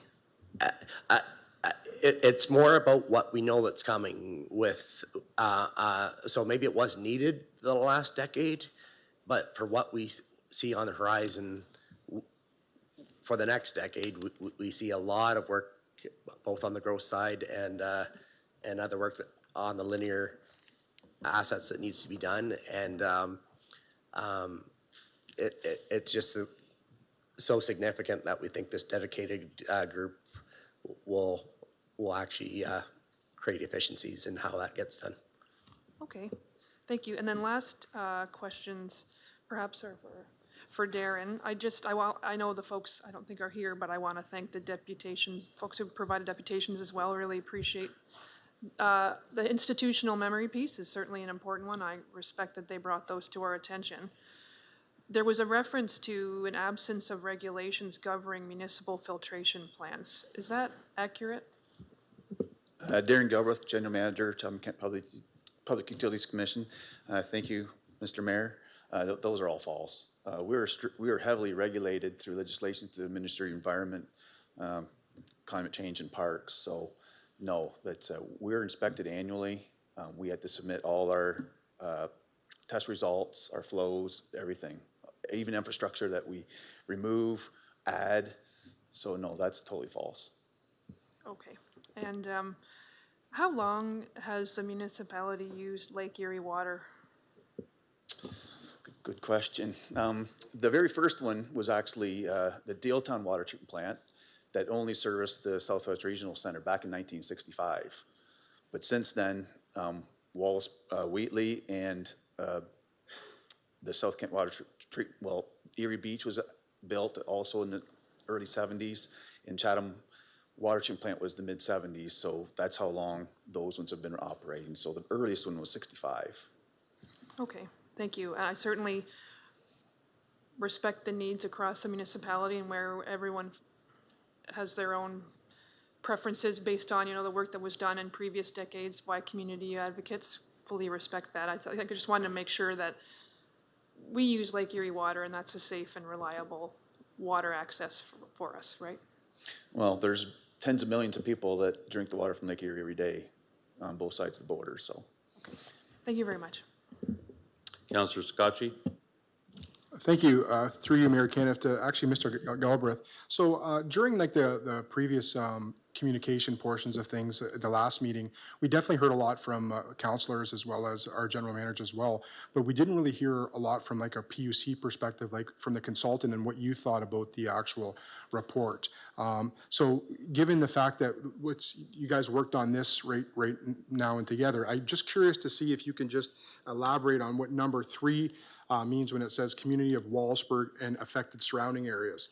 Because if we're spending an extra $100 to $150 million potentially, wouldn't we want to do a consultation with every community and giving them a brief update on how much the rates will increase if we decide to go one way or the other? I would feel a benefit if we're going to spend that. We talked about the hub, which is a third of this expenditure, and we had consultation after meeting. Then we're talking about spending 3 to 4 to 5 times this maybe. Wouldn't it be beneficial to have like an open house in all the communities? So, Mitchell's Bay and Blenheim and Ridgetown and all that can comment on the fact of what their water rates would look like through scenario A and scenario B. Hey, thank you, Mr. Mayor. So the original environmental assessment for Wallaceburg was 2016, and its recommendation was to rehabilitate the raw water line, the intake, and the treatment plant. $6.5 million was set aside from years 2017 to this year. We went through that and we determined there was more that needed to be done than just that. So that's when we opened up the environmental assessment process again in 2020 during the pandemic, which made it more difficult. So Jacobs Consulting did all the work for that. So there would have been online public information centers because of the pandemic and everything else. So their recommendation was a two-phase approach. One was upgrade the intake, twin raw water line, actually move the intake upstream the Schnelly Cart so that the big heavy rains doesn't affect the raw water quality, because it gets very bad and turbidity, and we can handle it, but it's very intensive. So that's part of the move. But the big part here was we were going to build a new water treatment plant for 14 million liters per day. That's what it is today. It's 13.6. And then with microfiltration, so when you do that, like we do the South Kent water treatment plant, we build a big enough building so they just put big units back in to increase the capacity. So the first approach was, phase one was the 14 million liters per day. And then if we needed to go to 28 million liters per day, we were going to go to that for phase two. So when they come up with the numbers in 2022 area, the numbers weren't very bad. So we continued on to 30% design, because their recommendation was those two-phase approach. So we come to design at 30% design, and that's when the cost for concrete and everything skyrocketed.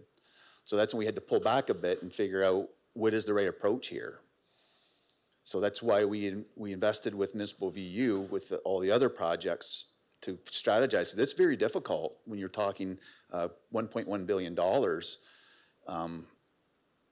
It's staggering. So that's why we did hire them. But obviously going forward, to include everybody, we have to decide, are we going to do a Let's Talk CK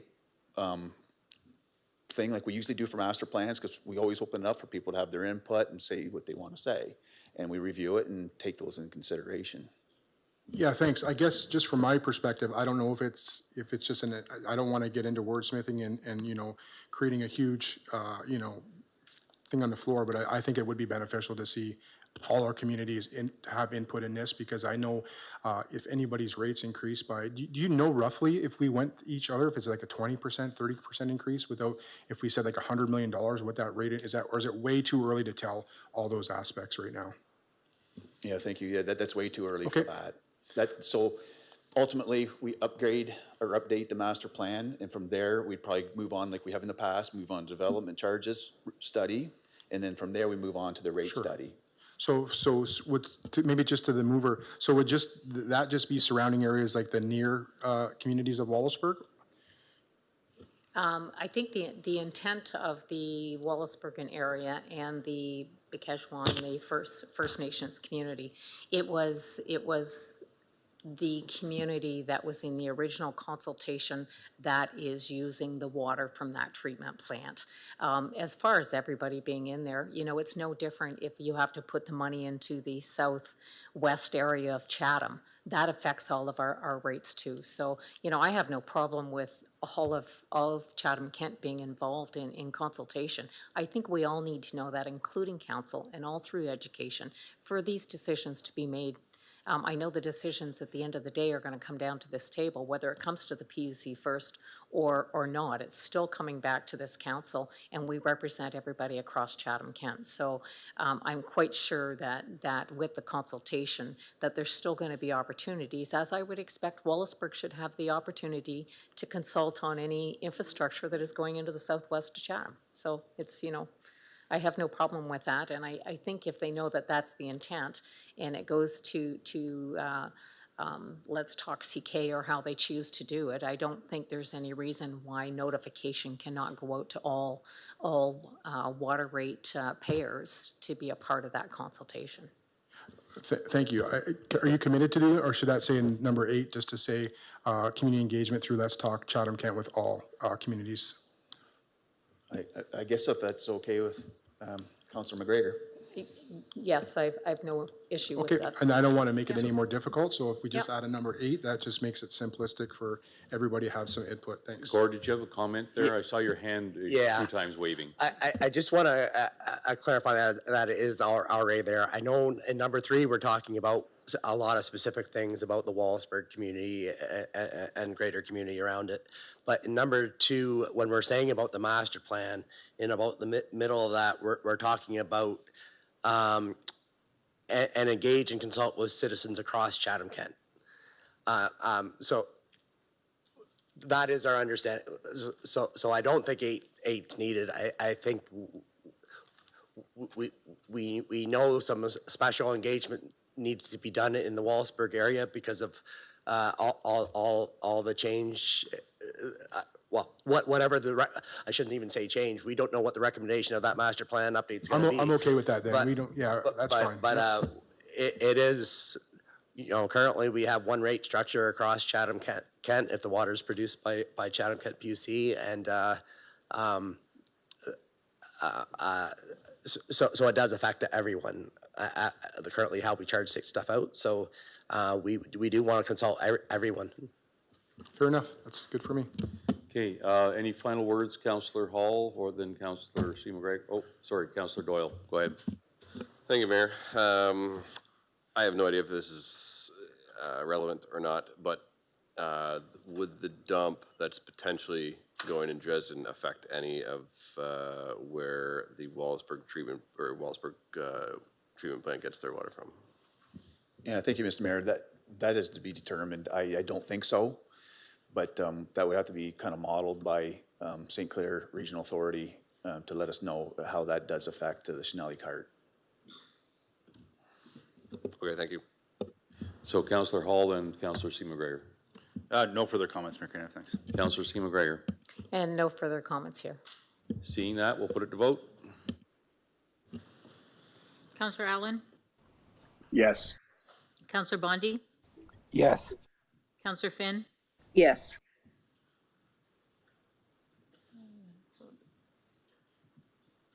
All votes are in. Motion passes 17-0.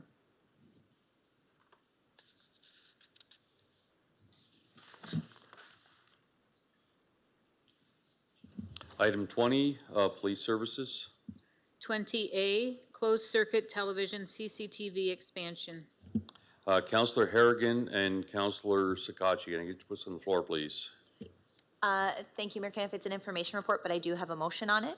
I, Councillor Harrigan, move that the following locations have CCTV cameras implemented with one-time costs of $94,000 paid from the strategic reserve and ongoing operating expenses of $32,000 to be included in the 2026 budget update. 1, Memorial Park Tilbury, 2, Kingston Park Chatham, 3, Library Park Wallaceburg, 4, Thames Grove Conservation Area Chatham, and 5, McGregor Kinsman Park Blenheim. Councillor Sakachi. Thank you, Mayor Kenneth. I'd like to second that, but I do have a friendly amendment, and that a business case be provided at the 2026 annual budget update to consider CCTV cameras in Erie O, Mitchell's Bay, and other public areas that could benefit from CCTV cameras. And after the mover is finished, I can just kind of touch on that. Thank you. And that's a friendly amendment. Okay, go ahead, Councillor Sakachi. Oh, do you want? Sorry, defer it to the mover first. She's good with that. I just thought she had comments. Oh, sorry, you have anything? Sorry. Yes. Thank you. Thank you very much. I do have some comments on the general motion and then just a few questions for our CK Police Services staff. So first, I'd like to thank you for the report that was written and also CK Recreation and Chatham-Kent Finance staff for their input into the report.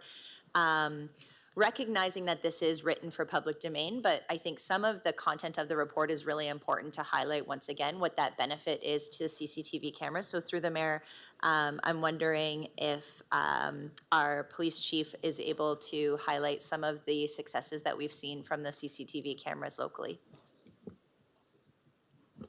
Thank you. Through you, Mr. Mayor. Gladly, excuse me. I don't think any of us could have predicted back in 2020 when this started, and then when it was rolled out throughout the municipality in 2024, just a year ago, how successful and how crucial CCTV has played for our police service and really for public safety. In the report, you'll notice that throughout Chatham-Kent, we had incidents of locating missing people, old and young, solving some prolific crimes, augmenting our resources. We had a call where it was alleged that there was an active attacker. Through CCTV, we were able to prove that that was a false call, so allowed our officers to attend to other urgent calls that they were attending to. In some cases, in major case investigations, shootings, arsons, I'm sure Chief Case can also speak to this, it takes sometimes from hours to do things to minutes. We had a break and enter in downtown Chatham that we solved within probably about 12 hours. And it was significant for the business owner due to the fact that the equipment that was stolen, we were able to recover. So it plays a key role in crime deterrence, detection, recognizing suspects, vehicles, locating vulnerable at-risk individuals, allows efficient use of our resources, as well as supports our major case investigations. I do want to make sure that council's aware that this does not replace police officers. This augments and complements our resources. We are in the people business and we need people to do that. So no matter how much technology or equipment we purchase or you allow us to purchase, that will never replace police officers walking the beat, driving around, being in the community, and really a customer service approach from our organization. So I hope that helps answer your question. Yes, absolutely. And then second question I have, again, kind of on the fly to our CFO. We had talked about whether or not it makes sense for us to do like a finance report, right? Like every few years to talk about, what the vandalism in some of these public spaces was before CCTV cameras and what it might be after. But then, you and I had the conversation around it's kind of a no-brainer, right? Like when we see how much the cameras deter vandalism. But perhaps you can comment around how we then can repurpose some of those dollars into enhancing our recreation areas or fixing aging infrastructure rather than just having to replace the toilet that keeps getting broken in the park bathroom every couple of years. Thank you, Mr. Mayor. And perhaps, we hope CCTV cameras deter people from their actions, but at least be able to perhaps figure out who does this and maybe the repeat damage isn't done. So that I'm not saying it will prevent all vandalism. There is the part of diminishing returns. If a park's having very little issues, does it make sense to spend $12,000 on cameras as well? So there's going to be. It doesn't make sense everywhere. I guess it makes sense. It makes sense for the police to be reporting back to council and through our Parks and Rec department of where are we having issues, and would a CCTV camera be beneficial in that spot? Perhaps in the future, in a future budget, maybe it's an issue of having some portable ones to go to install where there's currently an issue going on in a park that where there hasn't been anything vandalism go on for years. It does, it does cost money, and these cameras won't last forever. They will need to be replaced in their life cycle. So when we get to November in budget discussions, we're always talking about levels of service. This is increasing the levels of service by having cameras. We're hoping it has just as great as benefit of less vandalism and less damage. And some of the, it's not just a municipal property, it could be also helping with crimes in the area. Or, for example, in Tilbury, when you have Christmas lights that's put up by a local group or you know, cost to those volunteers as well.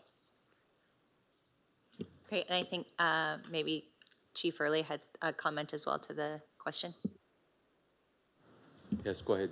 Chief. Yes, thank you. Through you, Mr. Mayor. We do have 4 portable cameras that we do put into locations when typically it's for high crime rates that we notice or traffic issues, but we do have that now. It is only 4, so we could try to increase that at some point. I don't disagree with Gord that we have to take an evidence-based approach, which is in the report that we submitted, because it would not make a good cost-benefit analysis to do it in some areas. I have spoken to some other counselors about that because I think, you know, when the report came out, everybody wanted some in their area, but I think they understand that it's just not feasible at certain times. But Great, thank you. And did want to also commend staff on the evidence-based approach that we're taking. I agree. I think it's CTV cameras can be seen as like the new shiny tool. So maybe let's start here. And then I think Councillor Sakatchi's friendly amendment here speaks to how we can maybe go forward and continue to expand. So I'll let him speak on that. That's all from me, Mayor Caniff. Appreciate the report and hoping for Councillor support on this one. Councillor Sakatchi, followed by Councillor B. McGregor. Thank you, through you, Mayor Caniff. You know, I appreciate the motion that Councillor Harrigan initially put forth. I would say about maybe 3-4 weeks ago, I did reach out to Chief Early because I'm not sure if a lot of people do know that Erio has been significantly hit this year with vandalism to the point that the washrooms have not been utilized. And then the report did come out and actually identify Erio, which I was appreciative of in some aspects. But also knowing the significant influx of people that villages and small communities like Mitchell's Bay get, you know, receive in the summertime. And I think it would be very beneficial to our entire community that these waterfront properties that are significant tourist areas have a little bit of extra surveillance. And the reason in discussion, you know, in the amendment with Councillor Harrigan as well is that I think that, as you know, Councillor Harrigan indicated, that this is going to be something that many councillors are going to want in the future and potentially in their area. And the secondary component does, you know, basically task the police services and administration to look at a business case to see the numbers and make a data-driven decisions to say these parks do need it because this is where we're seeing the crime. It wouldn't be good, you know, business to just say, you know, one park because one thing happened. This gives us the opportunity for the police and administration to work together to look at the high impact areas that are seeing significant volumes of challenges and doing it very data. So I'm hoping that people support it, and I understand that everybody probably wants one in their community, and I was very appreciative that Councillor Harrigan also identified several areas in all of our wards, and I think that that's a great approach. But I really do hope that you know, the next budget we can look at the waterfront communities because it goes from 400 or 500 people, you know, a day up until maybe, you know, 3,000, 4,000, 5,000 people, right? So that's all my comments. Thank you. Councillor B. McGregor, followed by Councillor Juvenile. Thank you, Mayor Caniff. I wanted to recognize the neighborhood in the Kingston Park area.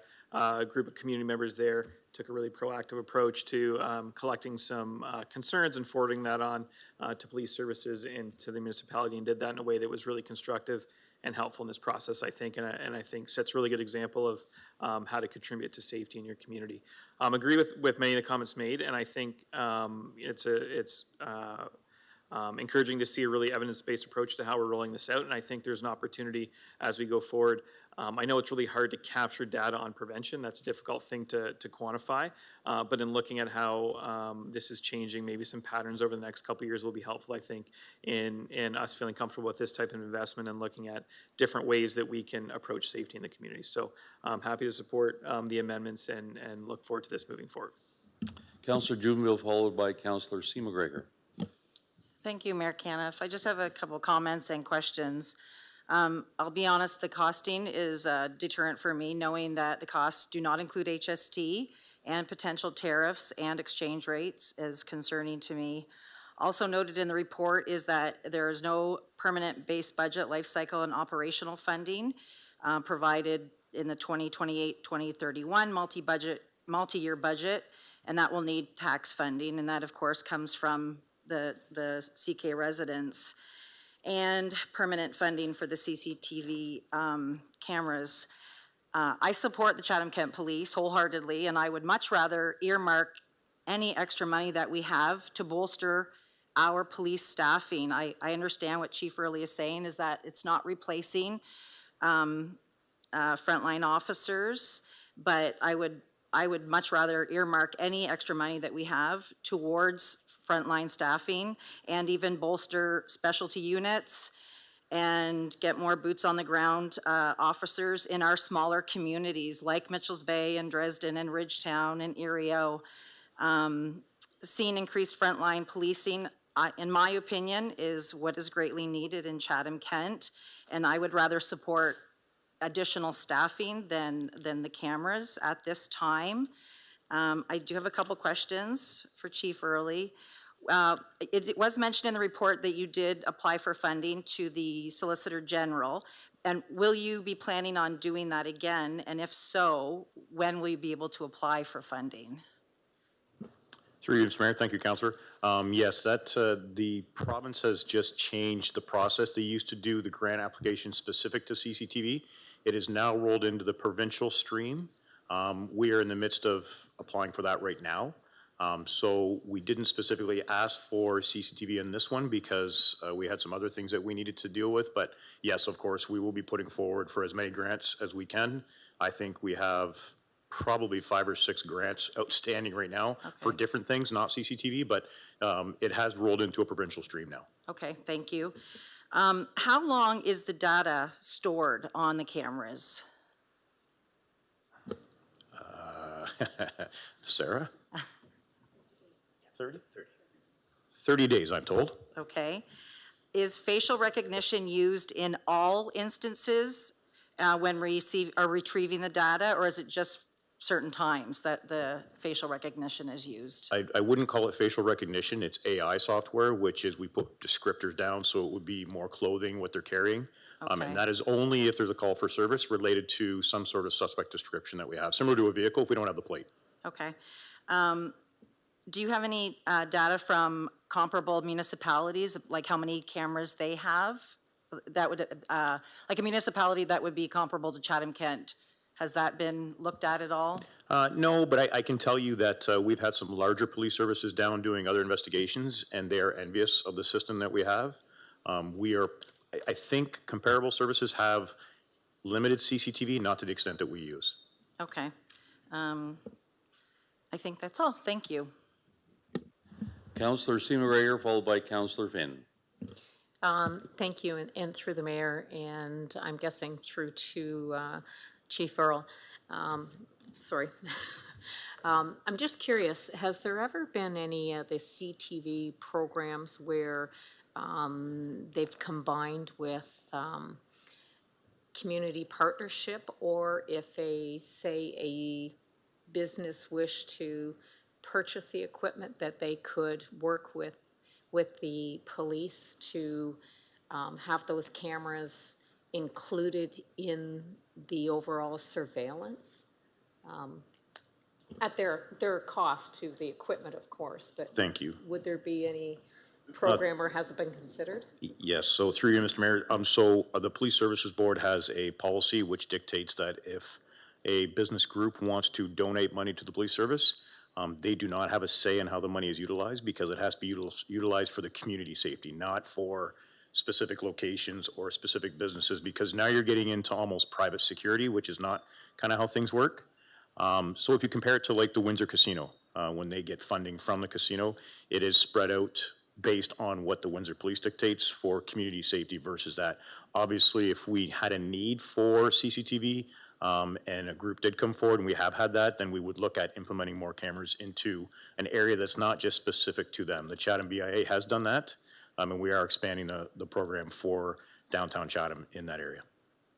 Thank you. Councillor Finn, followed by Councillor Story. Thank you, Worship. Just one quick question to staff. How much in the last year have we paid for renovations to the damages caused at these parks?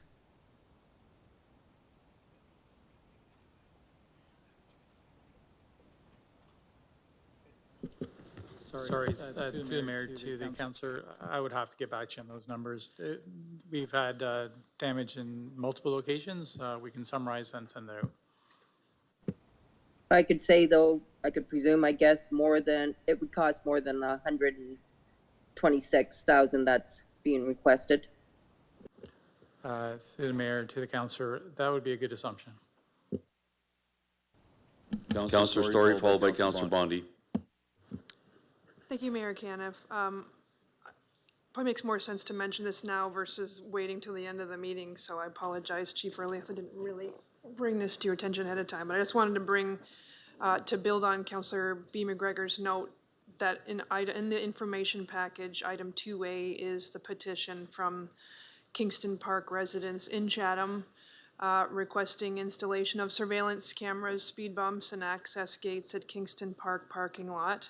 That was submitted to us, since there's 34 unconfirmed signatures here. So I just wanted to make sure that the residents know we have received that petition, and if there's anything, Chief Early, you might want to share about Kingston Park and the efforts that you and your team are making to ensure that everything's safe and sound in the park. Thank you.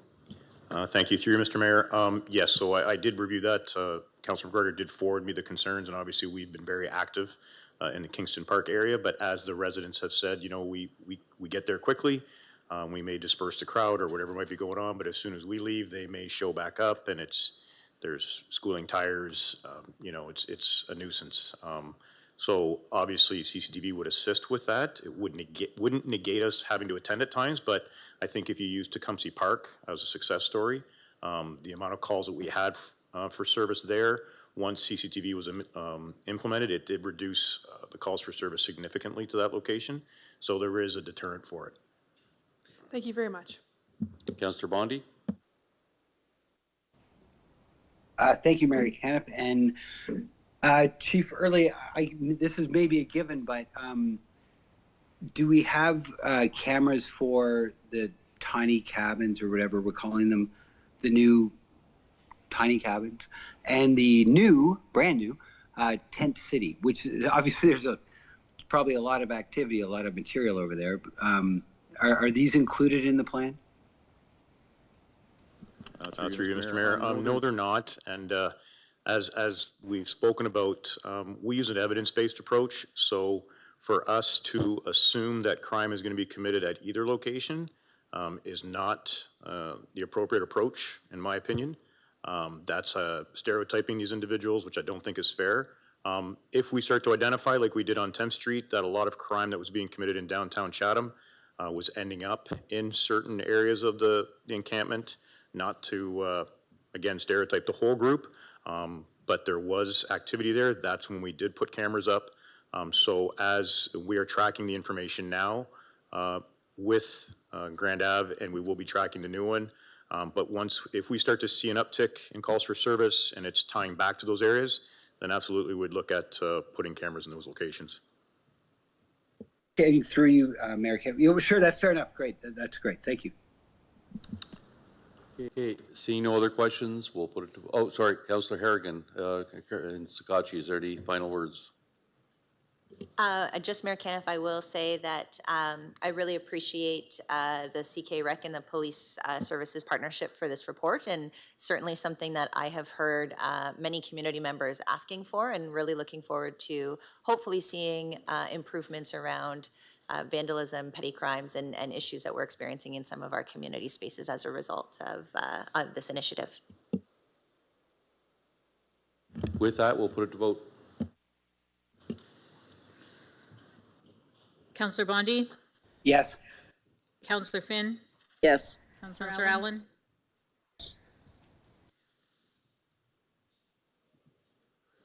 All votes are in. Motion passes 15-2.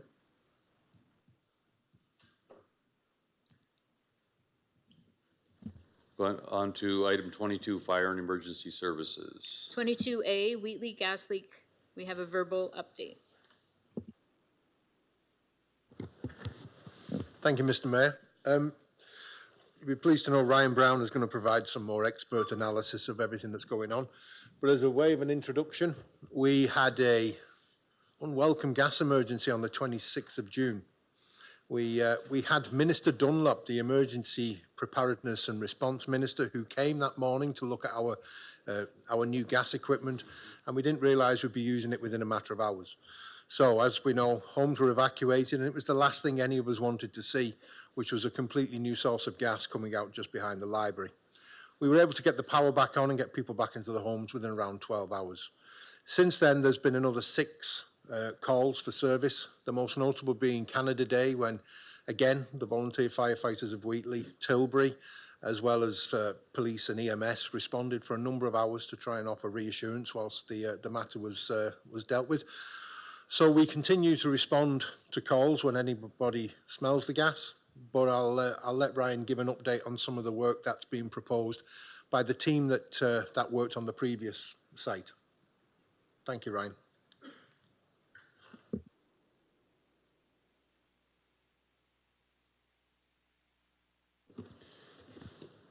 Thank you, Mr. Mayor. Ryan Brown, Director of Public Works, and thank you, Chief, for the introduction. I have just a few slides and a few moments to explain. As Chief said, next slide, please.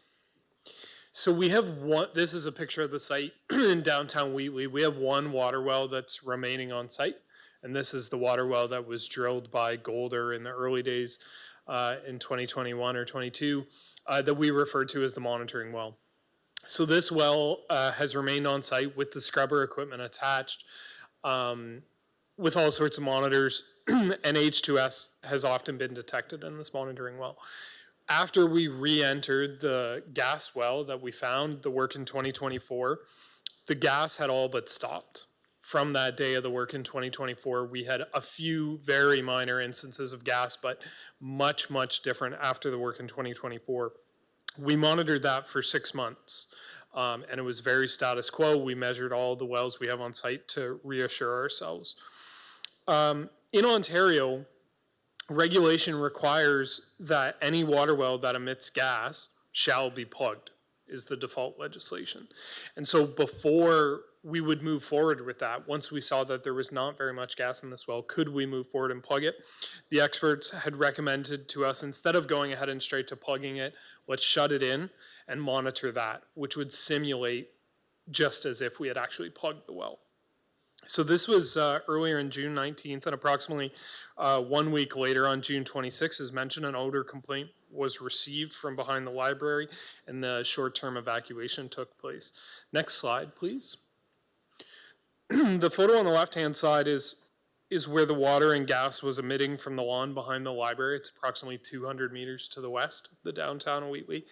And the monitoring well was opened when we responded to the scene. And as we said, within hours, this gas emission, you can see in the grass there, it's hard in a photo to see, the gas emission stopped. That gas, we did get samples that day, and we have got subsequent samples in days, as mentioned, that it has gone off for short durations. We have been able to get samples. The gas is very consistent with gas that we've seen before out of the monitoring well and out of some of the wells we had on site. So there could be a logical link between the two things. We're unsure of that. The mechanism, if it is the same gas, how it's getting there, we're not sure. In the days after that initial response, you can see in the photo on the right-hand side a venting stack that we built to cover over the area where the gas was coming out of the ground and also redirect any of the water that comes out into the storm sewer. And this vent gets the gas up into the air, reducing the safety risk around the site of H2S, because this gas has been confirmed to be methane and H2S. And out of an abundance of caution, as mentioned in one of the earlier presentations, we did close the library that evening, and we've kept it closed. The team has been reviewing that. Unfortunately, the photo on the right-hand side is basically taken from the back door of the library where the emergency exit is. There's only 2 doors to the library, and so we feel out of an abundance of caution, we're continuing to keep the library closed. We've been working very closely with that team to offer some alternative service delivery for the library. Next slide, please.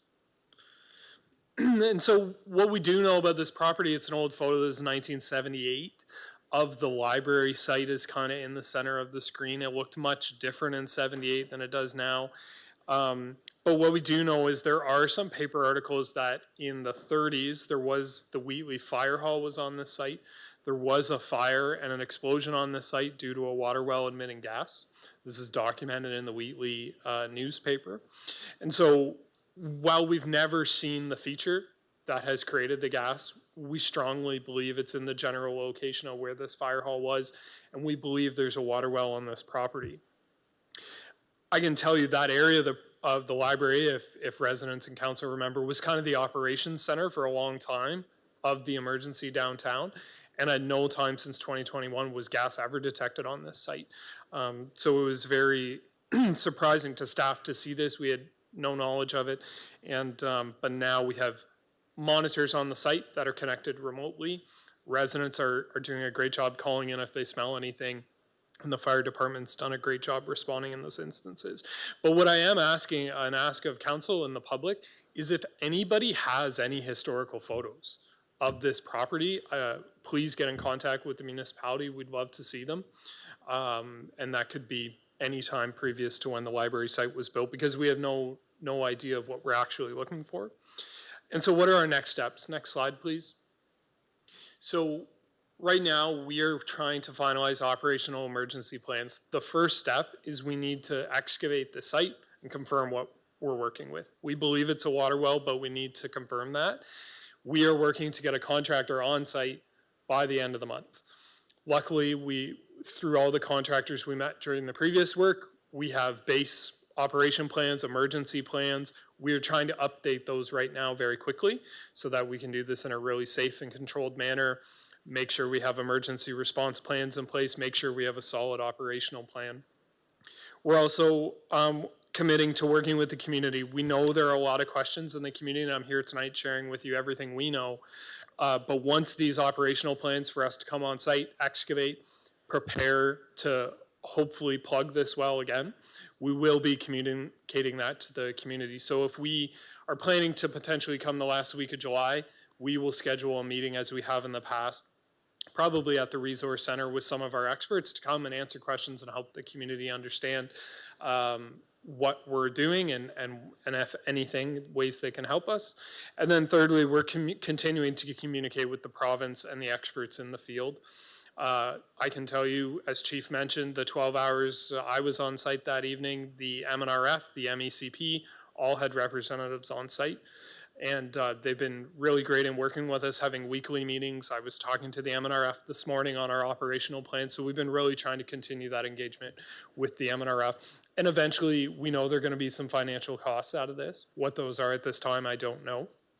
But eventually, we are working with those channels to potentially ask for a financial response, depending on what the ultimate costs are of this well we found. But in theory, we're trying to create an operational plan to potentially plug this well and leave our monitoring well open and hopefully go back to status quo as we were a month ago. Thank you. Happy to take any questions. Councillor Story, followed by Councillor Harrigan, and then Scotchy. I'm happy to defer to Councillor Harrigan first, since this is. Okay, Councillor Harrigan, go ahead. Thank you, Ryan. Thank you, Chief Case. Thank you, everyone, for your quick responses in those few weeks in June there that we had to respond to this. So less of a question, more of a comment, and I believe it's been addressed with our CAO's office, but there certainly was a lot of conversation from residents in Wheatley who I think it's very safe to say do have some trauma memories and are experiencing some trauma as a result of the recent kind of gas leak. And so there was a request to perhaps leverage like tools like CK Alert a bit more, maybe even if it's just to give that general knowledge to the broader community. This is happening. We are doing, like if we ever have to evacuate people again, right? Obviously we would go door to door and we follow that evacuation procedure, but there is a lot of worry in the community. So just wanted to comment that I appreciated the CAO's and communications and emergency services response to some of that feedback. And also appreciate the planned community engagement going forward. And I think Chief Case might have some comments as well regarding that. Thank you, Councillor. We did work with the CAO's office to try and get more information out. But when it comes to CK Alert, The only time that will be used is if we need someone to do something. So we don't use it as an informative. This is when your CK alert goes off, something is happening that you need to react to. And the reason why I'm being very defensive of that is because we want that to be the tool that people hear the CK alert go off and they immediately know that they need to act. So we're trying to make sure that by one token, information's being brought out by the right channels, but the CK alert is there for precisely that. It's an alert. We need you to do something. Thank you, Councillor. Thank you, Ryan. And those are all of my comments. Looking forward to getting more information about that community engagement session, so Councillor Anderson and I can also share that across our networks and participate. Councillor Story, followed by Councillor Sakatchi. Thank you, Mayor Caniff. I think I missed the date. I appreciate that presentation, Ryan, and I'm very sorry that we have to have this conversation again, but this is some of the nature of what we're looking at. You were asking for historical photos of this property anytime previous to when the library was built. Is that correct? Just want to make sure I know what we're asking the folks to consider looking for. Yeah, that's correct. Thank you, Mr. Mayor, for the question. I do not know the date the actual library was constructed, but that photo I had shared was from 1978, and there's clearly different buildings on the site. So if anybody has photos of pre-library days, that'd be very helpful. Okay, I mean, we could probably get that. The library folks aren't here anymore tonight, but I'm sure we could get more specific dates if we needed to. But that's mainly just to understand or perhaps provide some clues as to what else might have been on the site previous to the library being built there. Yeah, why a historical photo could be really relevant. If you remember from the site down the road, we had a photo of the old gas well, we knew where to look.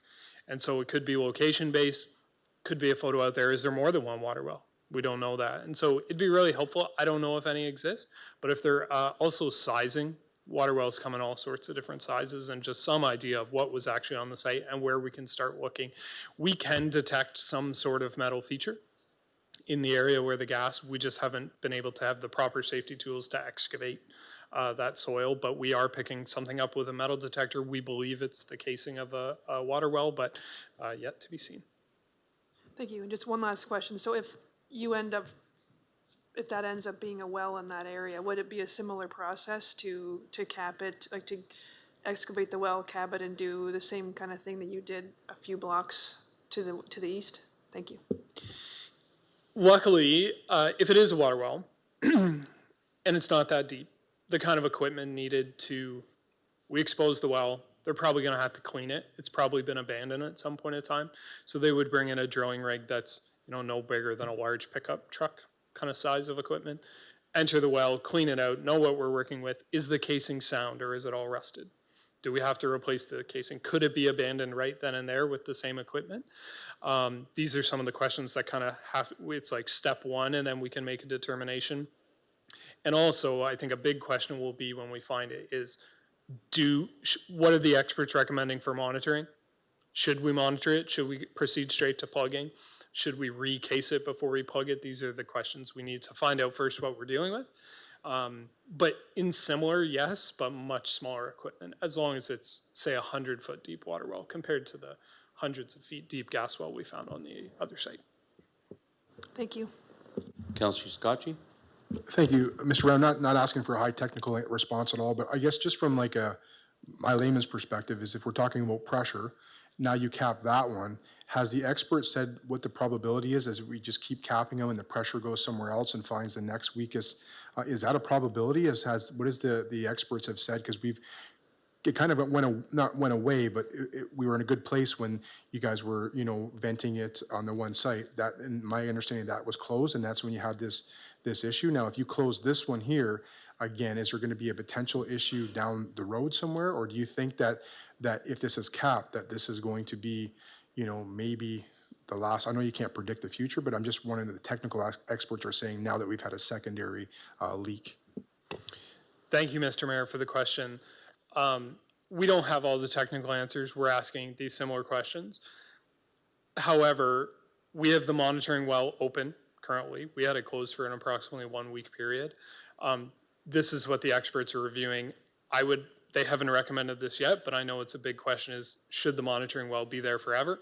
Should the temporary equipment we have on it become permanent equipment? What does that look like?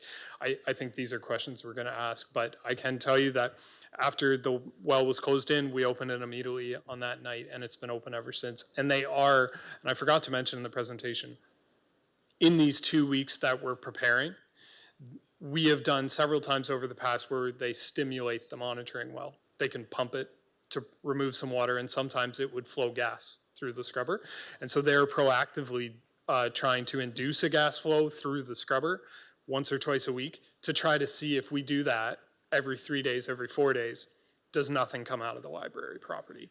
If the wells are linked, that could be a plausible theory. So that's something folks may see us on scene doing.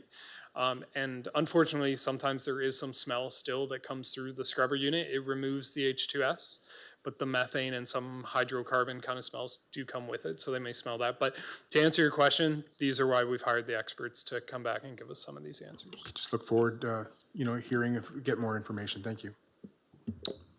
Chief Case, go ahead. I just want to pick up on Councillor Harrigan's point, and if I can offer any reassurance, from my perspective, what we saw in 12 to 24 hours when this incident happened was the same level of work and that we saw in 12 to 24 months previously. The lessons that have been learned and the partnerships that have been formed enabled us to quickly deal with this situation. And I felt a lot of confidence by that, because the fact that we could get the gas detection out, we didn't just start throwing out huge evacuation zones. There was a little bit of movement on that at one point, but we were able to get our expert from Alberta on scene within 15 hours of the incident happening. So get those people back, get the hydro back on, because we'd learned about the fact that food is spoiled in the fridges, the air conditioning needs to be on. So there was really a very different approach. That doesn't provide any reassurance to the people who are living in the community, I know, but from our perspective, the amount of work that's been done, the lessons that have been learned, really did pay dividends for all of those calls. Thank you. There's no notices of motion. We'll move to closed session reports. Councillor Hall and Councillor Thompson, I'll get you checking those, please. Thank you, Mayor Caniff. Confidentiality in closed session meetings. Closed session meetings of council are held to discuss sensitive matters such as legal issues, personnel matters, or property negotiations. These sessions are governed by strict confidentiality to protect the interests of the municipality and individuals involved. Council members and staff are legally and ethically bound to maintain discretion, and any disclosure of information discussed in closed session may result in penalties or legal consequences. Council closed session report from Monday, July 14th. Council directed administration on proposed disposition of land by the municipality with regard to offer to purchase property identification number 009381078, 4th Street, Community of Erie, Section 239(2)C of the Municipal Act, and litigation and advice that is subject to solicitor-client privilege with regard to OLT appeal 50 Indian Creek Road, West Chatham, Section 239(2)E and F of the Municipal Act, and I so move. Mayor Caniff. And I second. Any questions? Seeing none, we'll put it to vote. Councillor Allen? Yes. Councillor Bondi? Yes. Councillor Finn? Yes. All votes are in. Motion passes 17-0. Communication items. Councillor Scotchy, you wanted to discuss 2F? Yeah, thank you, Mayor Caniff. Just a couple of questions through you to first Chief Case. So Chief Case, as we all know, there's been significant conversations about the divestments of the fire lanes in Erio and the locations of the kayak launches that have been selected by administration. Just a citizen going down there, optically, it would look like the deck behind the fire hall would be the most optical appealing one, as well as several community members have expressed interest in pursuing that. As you know, I have a lot of utmost respect for you, so I just wanted to inquire, while optically it looks appealing, can you just tell me about some of the operational challenges that you feel that this would impact if it was moved to that site? Thank you for the question. Through you, Mr. Mayor, I mean, first of all, we've got to consider the fact that since council made this decision over a year ago, nothing has changed. Those decisions were made because it is a live fire station and there is parking there. However, as I always remind my colleagues, we serve at the pleasure of council. So if council wanted us to go and look at how we could overcome some of these operational challenges, parking, access, that type of thing, then we would have to go away and look at some of the things we'd have to do. I'd be consulting my friend Mr. Soldo about what changes would we have to make to a single track road next to a fire hall that allows 24-hour access for our firefighters. And don't forget, our firefighters are not on scene. They come in their vehicles, they have to park quickly and get into the hall and get out again. And as you know, we have parking issues, especially during this time of year. So my answer is nothing has changed since the decision was made. And if council wishes to look at that again, then we'd have to take that away and look at how we would make any changes to facilitate both a public launch and a fire station and a community room and a library. Thank you. And that would be, obviously, it sounds like some significant infrastructure expenditures. And then just to Mr. Soldo, Edward, can you just please touch base on kind of the metrics that went through selecting of the two locations, just because there's been a lot of conversations about the two locations, and I don't think that all the community's been apprised of kind of how those selections were taking place. And I don't need a long overview, but it's been something that's come up not briefly at our meetings, but at all our meetings very significantly. So I think in open forum, just kind of going through why those two sites were selected. Thank you. Thank you. Through the mayor to the councillor. It'd probably be good to just go back to the report and, provide sort of an overview of what we were actually doing through this process. And the process really was to look at divesting certain properties in EREO to eliminate the number of properties that we own. And through that process, we looked at all the fire lanes. And first and foremost, we looked at the fire lanes that the fire department needed to actually gain access to water. And that's why we retained a number of them. And then we looked at the various fire lanes from the perspective of what hindrances were on the properties, which ones we could potentially divest, because that was the strategic purpose of this. But the goal was also to take that money and the revenue from the divestment of those properties and then add additional recreational amenities in the area. So when we started looking at those that we needed to keep from the fire department perspective and providing two locations where we can potentially put in some recreational amenities, we looked at how those were spaced out. So there was 7 properties that we were going to divest, and there was 2 properties or 2 fire lanes that would be converted over the longer term to potential kayak launches. And those were both in 3rd and Stas Lane, the one that's right beside the brewery down there. We looked at the availability of parking, what the impacts would be if we put a recreational facility there. And when you look at some of the other ones there, really didn't have any parking, but 3rd and Stas had some availability there. And we also looked at the operational constraints, as the chief just spoke. While there is the potential to have a fire lane, the fire lane being converted to the kayak launch behind the fire department, the operational constraints by the fire department really dictated that that wasn't a viable location. So we spaced out two of those locations, being 3rd and Stas. When you look at a map, they're kind of equally spaced in the area, and they had the availability of putting in kayak launches. I will say that those were the locations that were chosen. We have hired an engineering consultant since then to do more detailed work, and we'll have to work through the feasibility of putting in that kayak launch, what in-water waterworks there might be, and what the implications might be there in terms of putting some additional parking. So that's still work to be done, and we'll be consulting with the community on the design of those locations.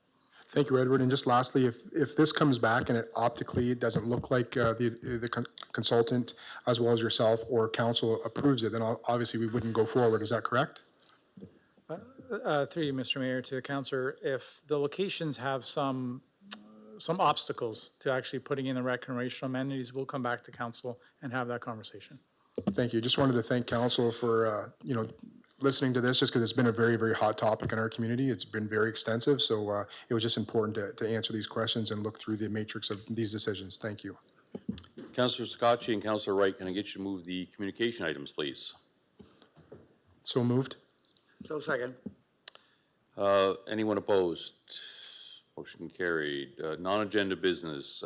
Councillor Story, and then we got lots here.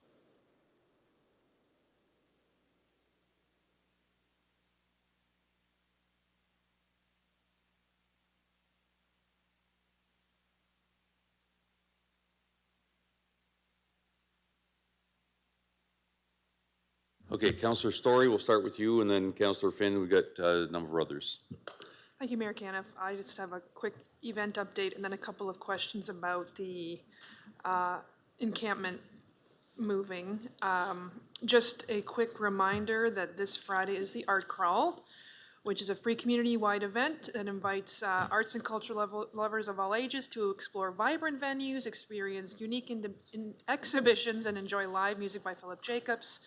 Starts at 5 p.m. on Art Space and goes along King Street and William Street, ending up Art and Heirloom Shop, Crow City Coffee, and then the Thames Art Gallery, where there'll be a great exhibition as well as live music. And all are welcome this Friday, starting at 5 p.m. So thank you for including that. And next, that's convenient that Jody Gilmet is our acting CAO this week, because I had some questions, Jody. This is the first council meeting we've had since the movement of the encampment on Thames Street to property on the PUC. So we've had some public feedback from that. So I'm hoping maybe we can answer some questions tonight, so everyone in the public can hear the questions and the answers together, and maybe clear up any information or concerns that folks might have.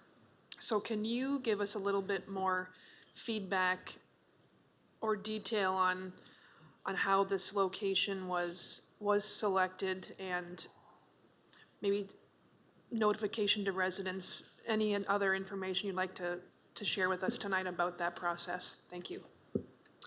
Thank you, Councillor, for your question. And through you, Mr. Mayor, I'd be happy to provide a little bit of information around the process that's taken place thus far. And I can also provide a little bit of an update with respect to what actually happened today and what transpired. So back on, I believe it was July the 2nd, letters were issued to each of the stayers on the Thames Street campus.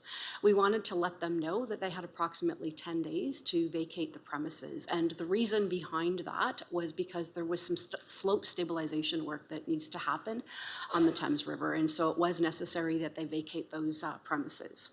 The day that they needed to vacate by was this morning, actually.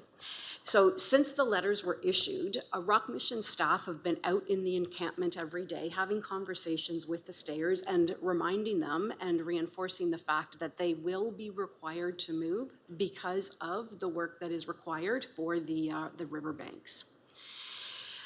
So I guess some positive news, if there's positive news to be had when we're talking about encampments, is that all of the stayers from the Thames Street encampment have left. So Rock Mission staff were there, housing services staff were there, police services staff were there. I believe there are even some of Mr. Soldil's staff there as well from IES to ensure that that move went smoothly. There are many individuals who have decided to relocate to the PUC properties on Grand Ave. I just want to clarify the process that was used with respect to how individuals came to be at that site. First, I'd like to say that staff have not provided any direction to any of the stayers with respect to where they should go. We are not in a position, it is not up to us to decide where somebody should be going. We can tell them where not to go because we have an encampment protocol that identifies what's appropriate and what isn't with respect to our municipal property. We have had some conversations with Rock with regards to locations that were brought forward to them from the stayers of the property, with Rock asking, does this meet the protocol? We've had many conversations with Rock around what does the protocol say, what are the requirements within the protocol, what is acceptable and what is not acceptable. The intent is that we can minimize the impact to everybody, the stayers and to residents and to any businesses as well. We want to minimize whatever impacts we possibly can. Some of the questions that I received from some of yourselves this morning was with respect to the soccer fields and the community gardens that we're at, that are kind of on the other side of the PUC building.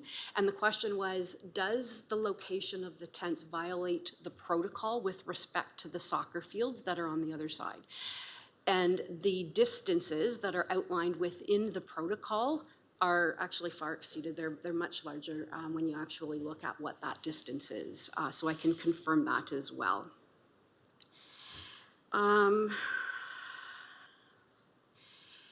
I guess I'll maybe mention, I wish we weren't in this position where we're having these conversations about encampments. I wish we had adequate supports for individuals with addictions and with mental health issues. These are challenges that are facing some of our stayers and are a problem, I guess, that are reflective of some of the societal problems that we are having to face, and it's compounding some of the housing issues that we are facing. There's no easy answer to this. I understand that. I'd also like to acknowledge concerns that residents have brought forward to yourselves. This is certainly difficult for everybody. We don't have the right supports that many of these individuals are required, which has led to this problem that we are currently facing in ways that we've never experienced encampments here in Chatham-Kent before.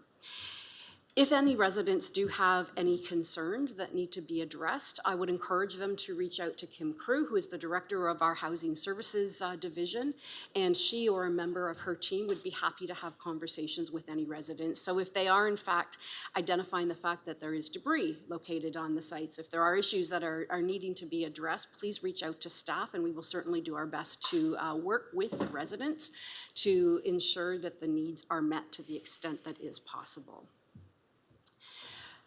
Councillor, I'm hoping that has answered in kind of a roundabout way the questions that you had asked. No, not a roundabout way at all. That was Okay. very helpful. Thank you for sharing all that information. I completely agree that this is a situation that is extremely challenging for everybody, and we have no real solutions in the near future. You know, if we end up, I hope we will end up building supportive housing. That's my own personal view. That is a proven solution to helping reduce encampments, but those don't happen overnight, and there's a process to follow with that as well. But it is certainly a challenging situation, and I appreciate that detail. I think a few specific questions just to reinforce that folks who are using the soccer field, folks who are using the community garden, folks that are using the trails will not have to pass through the encampment. There were some concerns about that, so just to maybe reinforce a couple of points that we heard repeatedly from local residents. Thank you. Thank you, Councillor. Through you, Mr. Mayor. The soccer fields and the community gardens are separate and apart from from where the tents are located. I believe there may be some walking paths that kind of go, I'm just looking over at Kim Crew and she's nodding here. There are some walking paths that go along towards alongside the tents that people may choose to walk on or not. But the soccer fields and the community gardens are not located near the tents. Okay, thank you very much for that. So if they wanted to call Kim Crew, can they just call 311? They dial 311 just to keep that as simple as possible for folks? Sure, and they can ask to be redirected to Kim. Perfect. Absolutely, thanks. And I think my last question would just be, I think the concern from a lot of folks that we heard was just the lack of notification about this site. It did seem to come up fairly quickly. I assume that this shore stabilization work has been in the process for some time. I know that issue has been due to some flooding and some infrastructure damage from some severe flooding in that area over the last couple of years. This certainly is something that needs to be done, and we did approve some I think some positive development on that site with a new park and a new property that we're acquiring there. So I look forward to seeing that work being done and making that an enjoyable public space for everybody. The location does seem it seems a lot farther for folks, especially when we're in a heat emergency, for folks to walk downtown to the nearest cooling center or to walk to their services. Can you maybe explain a little more detail, if you are able to, about why that property was selected versus ones that may have been closer to downtown and the services that a lot of these folks tend to need? Thank you. Through you, Mr. Mayor, I don't think I can really answer that question. As I mentioned before, it was not administration that directed staff to that site. It was the stayers' choice to move to that site, and I don't know that I want to pretend to understand why they chose that site.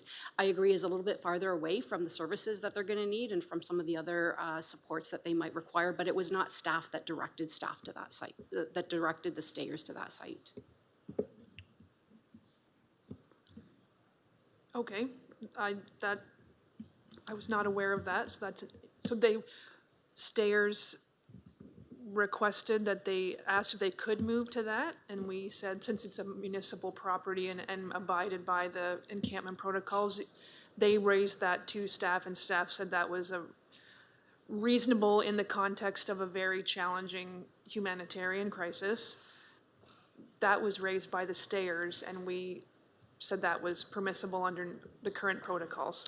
That is correct. So through the conversations that ROC staff had with the stayers, they continued to reinforce with the stayers once the letters were issued that they needed to vacate. And they tried to understand where the stayers were moving because they wanted to make sure, we all want to make sure that we don't want to disrupt people anymore, residents and the stayers themselves, than what we have to. And so they wanted to make sure that all of the requirements within our protocol were being followed. So it was the stayers that made that choice. We did have conversations with ROC around whether that site met the requirements, and it does meet the requirements of our encampment protocol. Okay, thank you. All I would add, and this is again my own personal viewpoint, but I would respectfully request that our community call in wherever they have concerns and have those addressed immediately. So if anything does seem to be becoming more challenging, to address those before they grow into more serious concerns, or our police, depending on the situation. And I'd also request that our community do not drive by this site and treat it like an attraction to look at folks in their most vulnerable moments. I don't think that's appropriate. I know it's a great public interest, it's in a public place, but these are folks this is where they live, and it's an extremely difficult situation for all of us. I think there's a process in place here that we can follow, and I hope that we can manage this, but this is not a place for folks to be driving by and observing in any great detail. So I appreciate that. And thank you for your time and for the additional information. Okay, I have a number of speakers. I've got about 8 or 9. So Councillor Finn, followed by Councillor McGrail. Thank you. Councillor Story addressed one of my concerns already. This one, I'd like to say congratulations and good luck to a 16-year-old Chatham resident, Luca Formosa. He's presently in Green Bay, Wisconsin until July 20th, competing in the world's largest youth bowling tournament, the Junior Gold Championship. He's the first bowler from southwestern Ontario to have earned an entry into the prestigious tournament. And over the next 10 days, he will compete at 4 different bowling alleys against 1,300 of North America's best under 18 boys. Day 1 was today, where he scored 780 over 4 games, giving him a 195 average and placing him 155th out of 694 bowlers that have bowled so far. Tomorrow is day 2, so I'd like to say good luck to him for tomorrow. Councillor McGrail, followed by Councillor C. McGregor. Thank you. Through you, the Mayor. Last Friday, I had my SWIFT meeting, and there's a little bit of updates I'd like to give out to everybody. Through the last couple of years of sitting on SWIFT, I have had referrals from fellow councillors and but residents reaching out, in relations to Ontario Connects and where they go if they're not connected in internet. So I have a website to provide, and Gord has it with me. I'm hoping that we can put that on the municipal website where people can go to look up their address and see if they have there's a project in the works in their area, and B, if it's already there and you can connect. This is not for people that may have a provider existing, a fiber provider existing, that is having problems with connections. This is for residents that do not have the ability to even have that fiber. So you can go on that website, there's a map, you can put your address in there and zoom in touch on your home, and it's gonna give you the existing or coming up projects, okay? But also what is really, really important right now, as Ontario works through internet for everybody, is that they are trying to figure out where the gaps are. Through different projects. For example, I have a property on Blue Water Line, okay? It was serviced in one of the existing products or programs, except one place, one resident. So like basically there was maybe a half a kilometer between existing, so they stopped there and did not do that one resident. And still today, that one resident is not done. So those are the ones they're looking for right now. So if you know of, if you come across, if anyone has any, has this issue, the website's gonna be available here, we'll figure that out, but also, I really need that resident to contact. So at the bottom of that page, you scroll down, it says contact. Because what I was told on Friday, that resident, there's more power behind that resident complaining themselves, okay? Or making light of the issue themselves than the municipality or than SWIFT or anything like that. They want to hear from the residents. So now is the time to do this, and we need those addresses put on this list, because they're compiling those lists right now, and they're giving out projects in relation to who's still on that list. So, Gord, where would that be? Where would we advertise that website to go to? Thank you. So first, people can Google Ontario Connects, and you should be able to find it. But I'll also be working with the communications team this week to put it through their social media as well, and have our links there to do a connection off our website where that we can get that. But I'll be working with the communications team to figure out the exact details. Great, thank you. That's all I got. Councillor C. McGregor, followed by Councillor Hall. Thank you, and I'll keep it really quick because I think Councillor Hall is going to address what I was originally going to speak about, and I think Councillor Jubenville was going to speak about the other thing I was going to speak about, but I just wanted to let everybody know that it is Wallaceburg's 150th anniversary, as it is, I know, in Ridgetown, and we did have some celebrations on July 1st, but they are ongoing for the rest of the year, so there are going to be continued celebrations through Wambo and through other dates, and I know there are scheduled entertainment and musical entertainment on the basin in our river that will take place in August and again in September, and then I think again at Pumpkin Fest in the fall. So I will keep you posted about that, and I'll let the other two discuss the other stuff. Councillor Hall and Councillor followed by Councillor Jubenville. Thank you, Mayor Caniff. Yes, as Councillor C. McGregor said, Wambo is upcoming, and it is taking place in downtown Wallaceburg, August 8th, 9th, and 10th. And as Councillor McGregor mentioned, it is Wallaceburg's 150th, and Wambo is participating in that, and some of the musical entertainment is very special this year. So Stephen Page, formerly of the Bare Naked Ladies, and his band are set to perform at Wambo on Saturday, August 9th. At 8:30 p.m. It's a free show, as it always is at Wambo.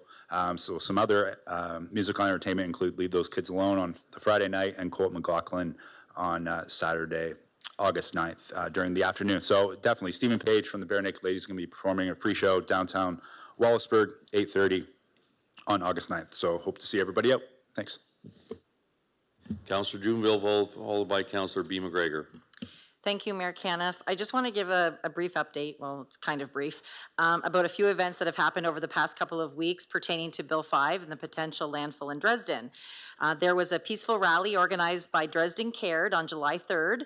Councillor McGrail and I both spoke, along with a representative from a local union, president of the Kent Federation of Agriculture, and Chief Leela Thomas of Walpole Island First Nations. And the event was also attended by MPP Merritt Stiles, the leader of the opposition in Ontario. She spoke in opposition to Bill 5, and she offered her support to Dresden and our fight against the potential York 1 landfill on the outskirts of the city. This past weekend, a couple other events were organized in Dresden. A Riverside chat at the Dresden Legion was facilitated with MPP Mike Schreiner, leader of the Green Party in Ontario, where he spoke about his opposition to Bill 5, and he as well offered support to Dresden. Both MPPs stated that Dresden is making their mark and their case is known all across Ontario.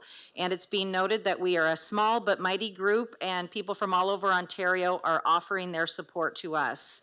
Lastly, Walpole Island First Nations and Dresden Cared collaborated to host a peaceful protest against Bill 5 in the form of a kayak paddle for NIBI, which is a grassroots movement defending sacred waters, treaty rights, and environmental justice.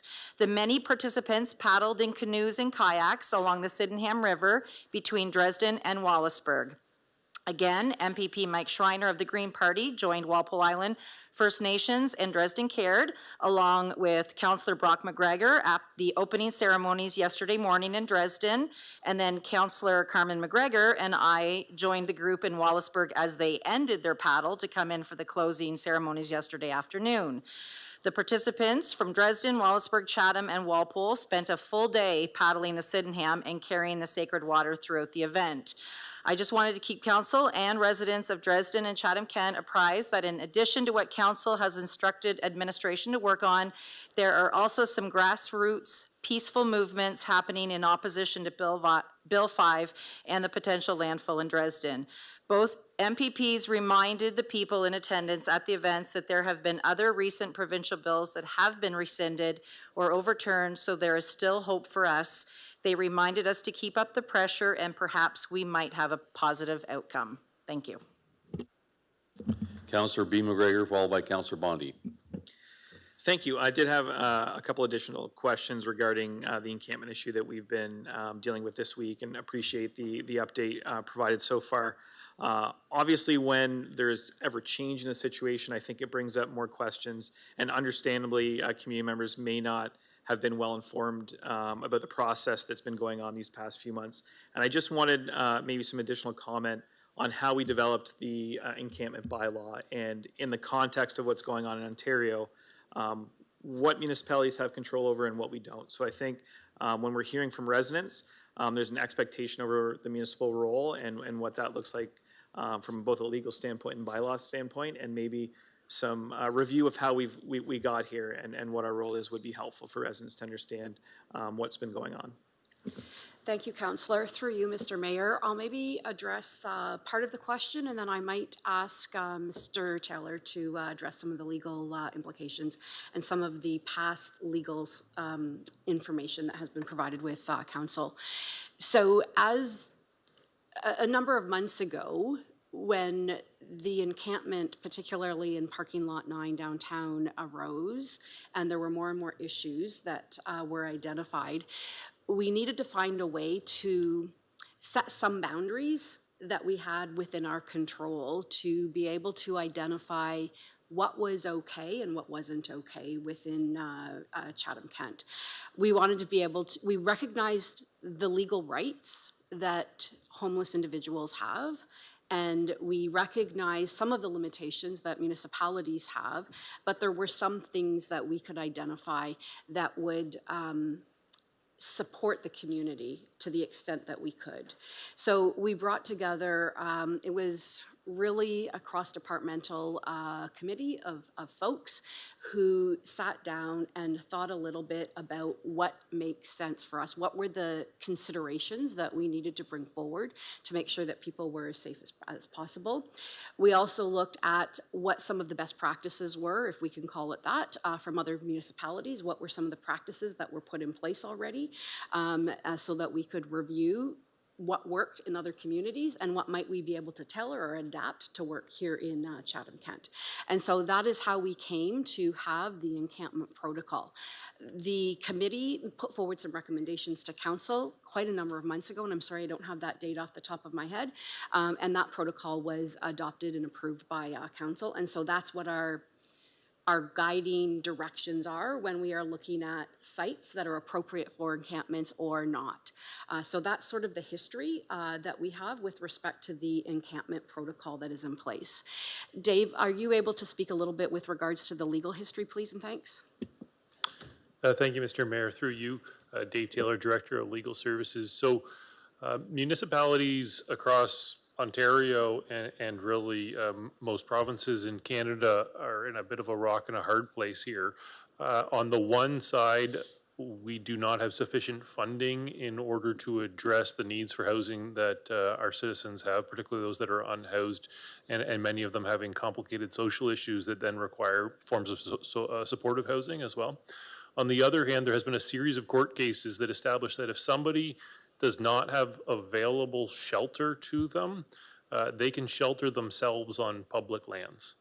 And so that's really the crux of the issue that we see here, where certainly we can understand that communities, neighborhoods don't like to see encampments form in their kind of areas.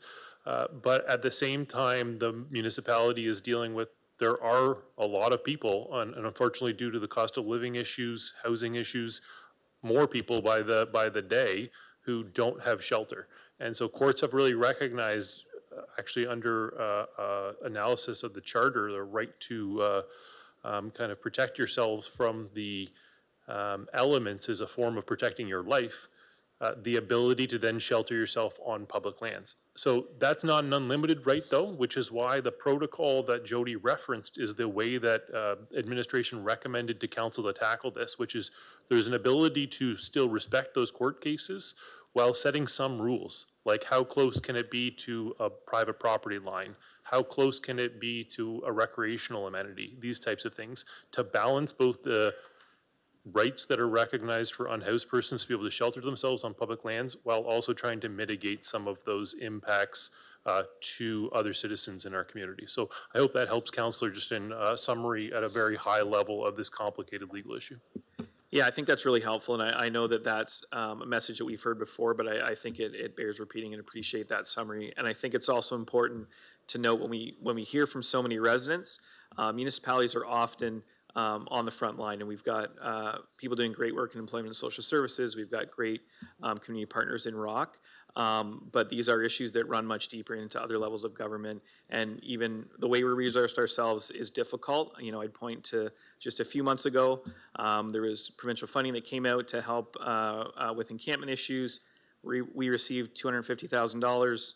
Neighbors in St. Thomas got $3 million. Sarnia got the same amount. So we are working in very limited resources, and unfortunately, I don't think in some ways have a great partner right now in the province. So I think that when we hear those messages, it's important to make sure that other levels of government hear that message as well. And I think we should share that with community members, that when they see these issues in the community, they're a reflection of some really deep issues, municipally, provincially, and federally, and they should be reaching out to all levels of government to inform them that this is an important issue in our community and needs real action.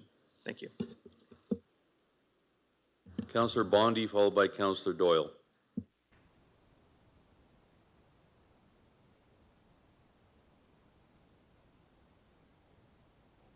Thank you, Mayor Caniff. Through you, probably to Dave, Mr. Taylor, these people are allowed to camp on public land in that the municipality is not able to house them.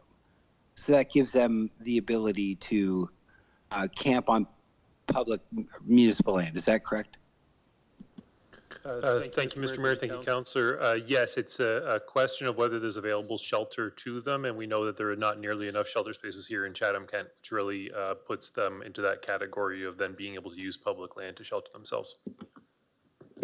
Sorry, Mr. Taylor, could you repeat that? I'm virtual, so I'm kind of breaking a little bit.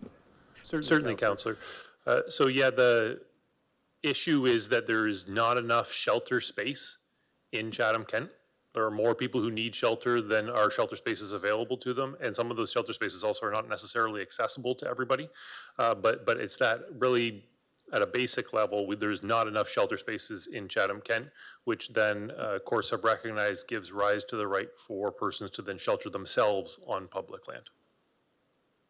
Okay, thank you. Understood. The next question would be if some of these individuals are banned from the homeless shelter, which is Victoria Place, maybe, or I'm maybe getting that incorrectly, but if they're not allowed in these places, do they still fall under the category of we don't have the ability to house them if they're not allowed in places? I think I'm not articulating myself correctly, but I think you understand what I'm saying. Thank you, Mr. Mayor. I do, Councillor. The contextual analysis of each individual stayer is something that needs to be looked at.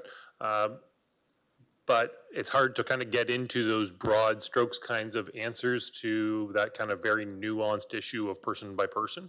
What we can talk about, though, is just at a much higher level, there is just not enough spaces for the people who are living unhoused right now. Versus it's not, I wouldn't want people to reach a conclusion of thinking everybody who's unhoused in these encampments also it would not be able to get into shelter space if there was available shelter spaces. Okay, fair enough. I understand that.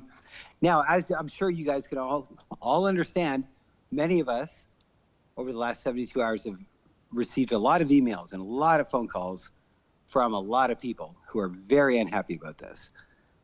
And that's just the way it is, right? So I understand the rules. The guidelines that are in place that these folks are to stay 10 meters away from property lines, 100 meters away from different facilities. Now, in this certain circumstance of the PUC, I think it would be the north end of that trail, there's no barrier to keep anybody 10 meters away from somebody else's home, their backyard. On the other longer stretch of that same trail, there's the abandoned rail line, which does create a buffer zone, which works. So on the other end, how do we, as a municipality, assure these people, which I've heard from, I only speak for myself, but that 10-meter boundary will be respected and adhered to at, 24 hours a day. This is a concern. I know this is a very uncomfortable, awkward conversation for everybody, but it has to happen because we're all getting these emails and we're all getting spoken to as to, where were you guys? We didn't hear from you. And these people are not, they're not respecting that 10-meter boundary. So that's part of the rule. So how do we as a municipality, and how do I as a councillor, speak to these people and say that 10-meter boundary will be respected? That's a difficult one, right? So. Thank you, Councillor, for your question. It's Jody Gelmatch through you, Mr. Mayor. I would suggest that Rock Missions is out in the encampments on a daily basis. They are very familiar with our protocol and with the rules that are identified within the protocol. They have worked very closely with the stayer when they were erecting their tents over the last several days to ensure that they are complying with the protocol that we have in place. They continue to monitor and they continue to work with the individuals. The stayers don't want to keep moving either. I can assure you it's just a difficult situation for everybody. If there is a situation where a resident believes that the protocol is not being followed, I would encourage them to call 311. Please ask for Kim Crew, and either Kim or somebody from her team will get back to that resident and we will review and investigate, because we have often, not often, but several times had to enforce different pieces of our protocol to make sure that individuals are in compliance of it. So it's something that staff are doing on a regular basis. So I encourage them to call 311, ask for Kim Crew, and that we will connect with them and make sure that the issues are resolved in the way that they can be resolved based on the protocol we have in place. Jody, thank you very much. This has been pretty difficult for everybody involved, right? In the last 72 hours. So we're all doing our best. And I appreciate your honesty and your answers. Thank you very much, Mr. Mayor. Councillor Doyle, followed by Councillor Crew. Thank you, Mayor. I just want to let everybody know that it is Blenheim Cherry Fest this Thursday, Friday, Saturday, downtown Blenheim, Ontario. 9 a.m. to 11 p.m. each day.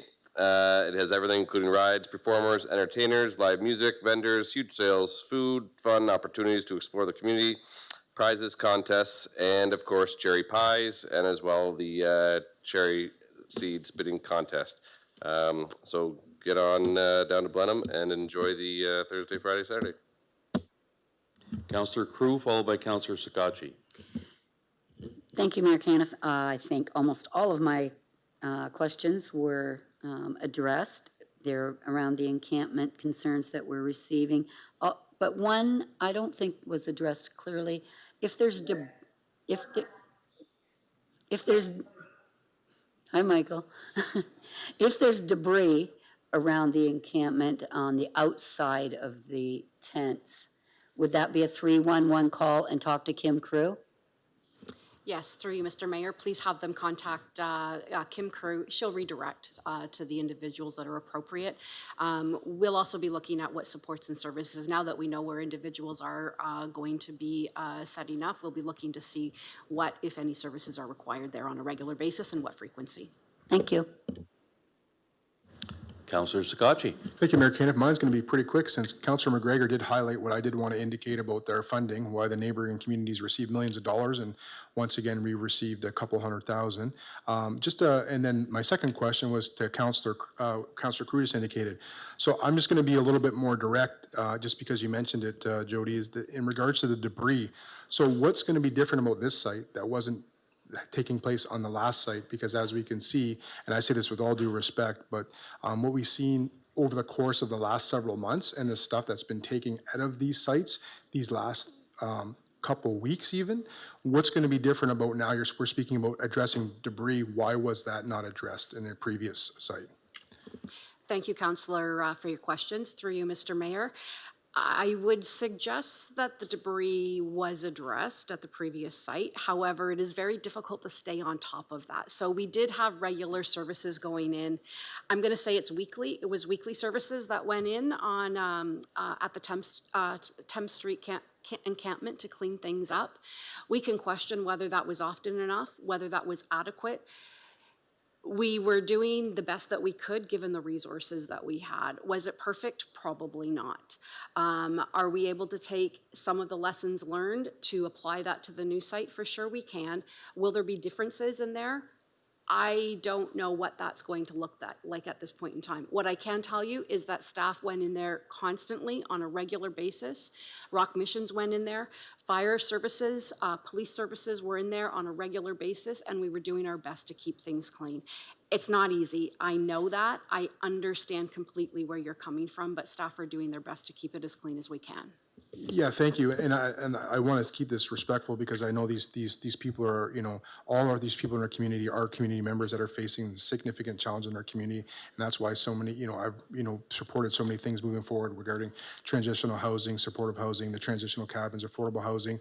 But the balancing act that, I have a hard time with as well is that these people are really struggling. Now, other community members are going to be seeing significant challenges as well with the locations. And I understand that these aren't selected by administration, but I also understand that, the definition of what a serviced encampment is and what a sanctioned encampment is, to me, is really, I guess, legal, because once you start, developing services and all that, then what makes it different? And I think what a lot of the community members that I've talked to from Chatham has indicated is that their big concern is security.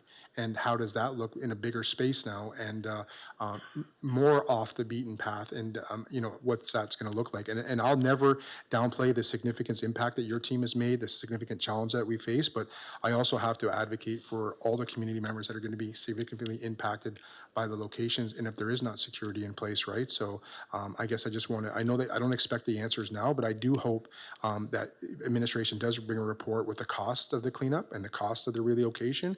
And I think that we need to start seeing is in future budgets of what these costs are going to be, because I'm guessing this cleanup is just going to be taken out of a reserve at some aspect, because I've seen several different providers there, and there's no way that we would have identified those funds in a line item already. Is that correct? Through you, Mr. Mayor, I would have to confirm where the funds are actually coming from. I don't believe it's coming from a reserve account. I believe it's coming from operational funds at this point in time, but I would have to confirm that. And this closing, that's why I think that when we're talking about locations that are hard with transitional and affordable housing, this is why it's important for us to continue to support those hard decisions, because these people have nowhere else to go. And if we don't continue to fund and purchase new old schools and sites, these challenges are going to only exasperate. Thanks.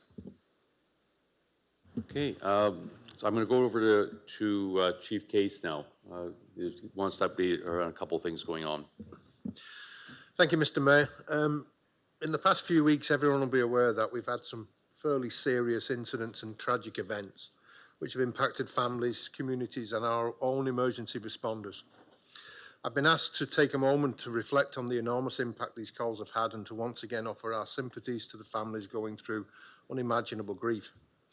I know both Chief Early and GM Morisuti from our paramedic services will join with me in thanking those teams who've responded with compassion and dignity in these most challenging calls, and our peer support teams who have been there to support our officers as they rationalise the scale of the trauma they may have faced. But I also want to take a moment to recognise and thank others who have played a vital role, especially our dispatchers in police and fire, as well as our EMS dispatchers up in Wallaceburg. They are the first of our first responders. And then the wider municipal teams, including Public Works, Housing, Social Services, and others who have worked alongside us and have been invaluable to our communities. And not to forget our dedicated volunteers from Victim Services who are by our side 24/7 to provide vital support to families. But overall, Mr. Mayor, I think we should recognise our communities who have united in the face of this adversity with a dignified resilience. Thank you, sir. Thank you, Chief. We'll move on to the first and second reading. Councillor Hall and Councillor Crew. Can I get you to move that, please? So moved. Second. Anyone opposed? Motion carried. Third and final reading, Councillor Story and Councillor McGrail, please. Happy to move that, Mr. Mayor. And seconded. Anyone opposed? Motion carries. The wrapping up of council, Councillor Hall and if Councillor Allen, if I can get you to wrap up, please. I move that Chatham-Kent Council adjourn to its next meeting to be held on Monday, August 11th, 2025, and that Chatham-Kent Council authorize itself to meet in closed session on that day to discuss any matters permitted by the Municipal Act.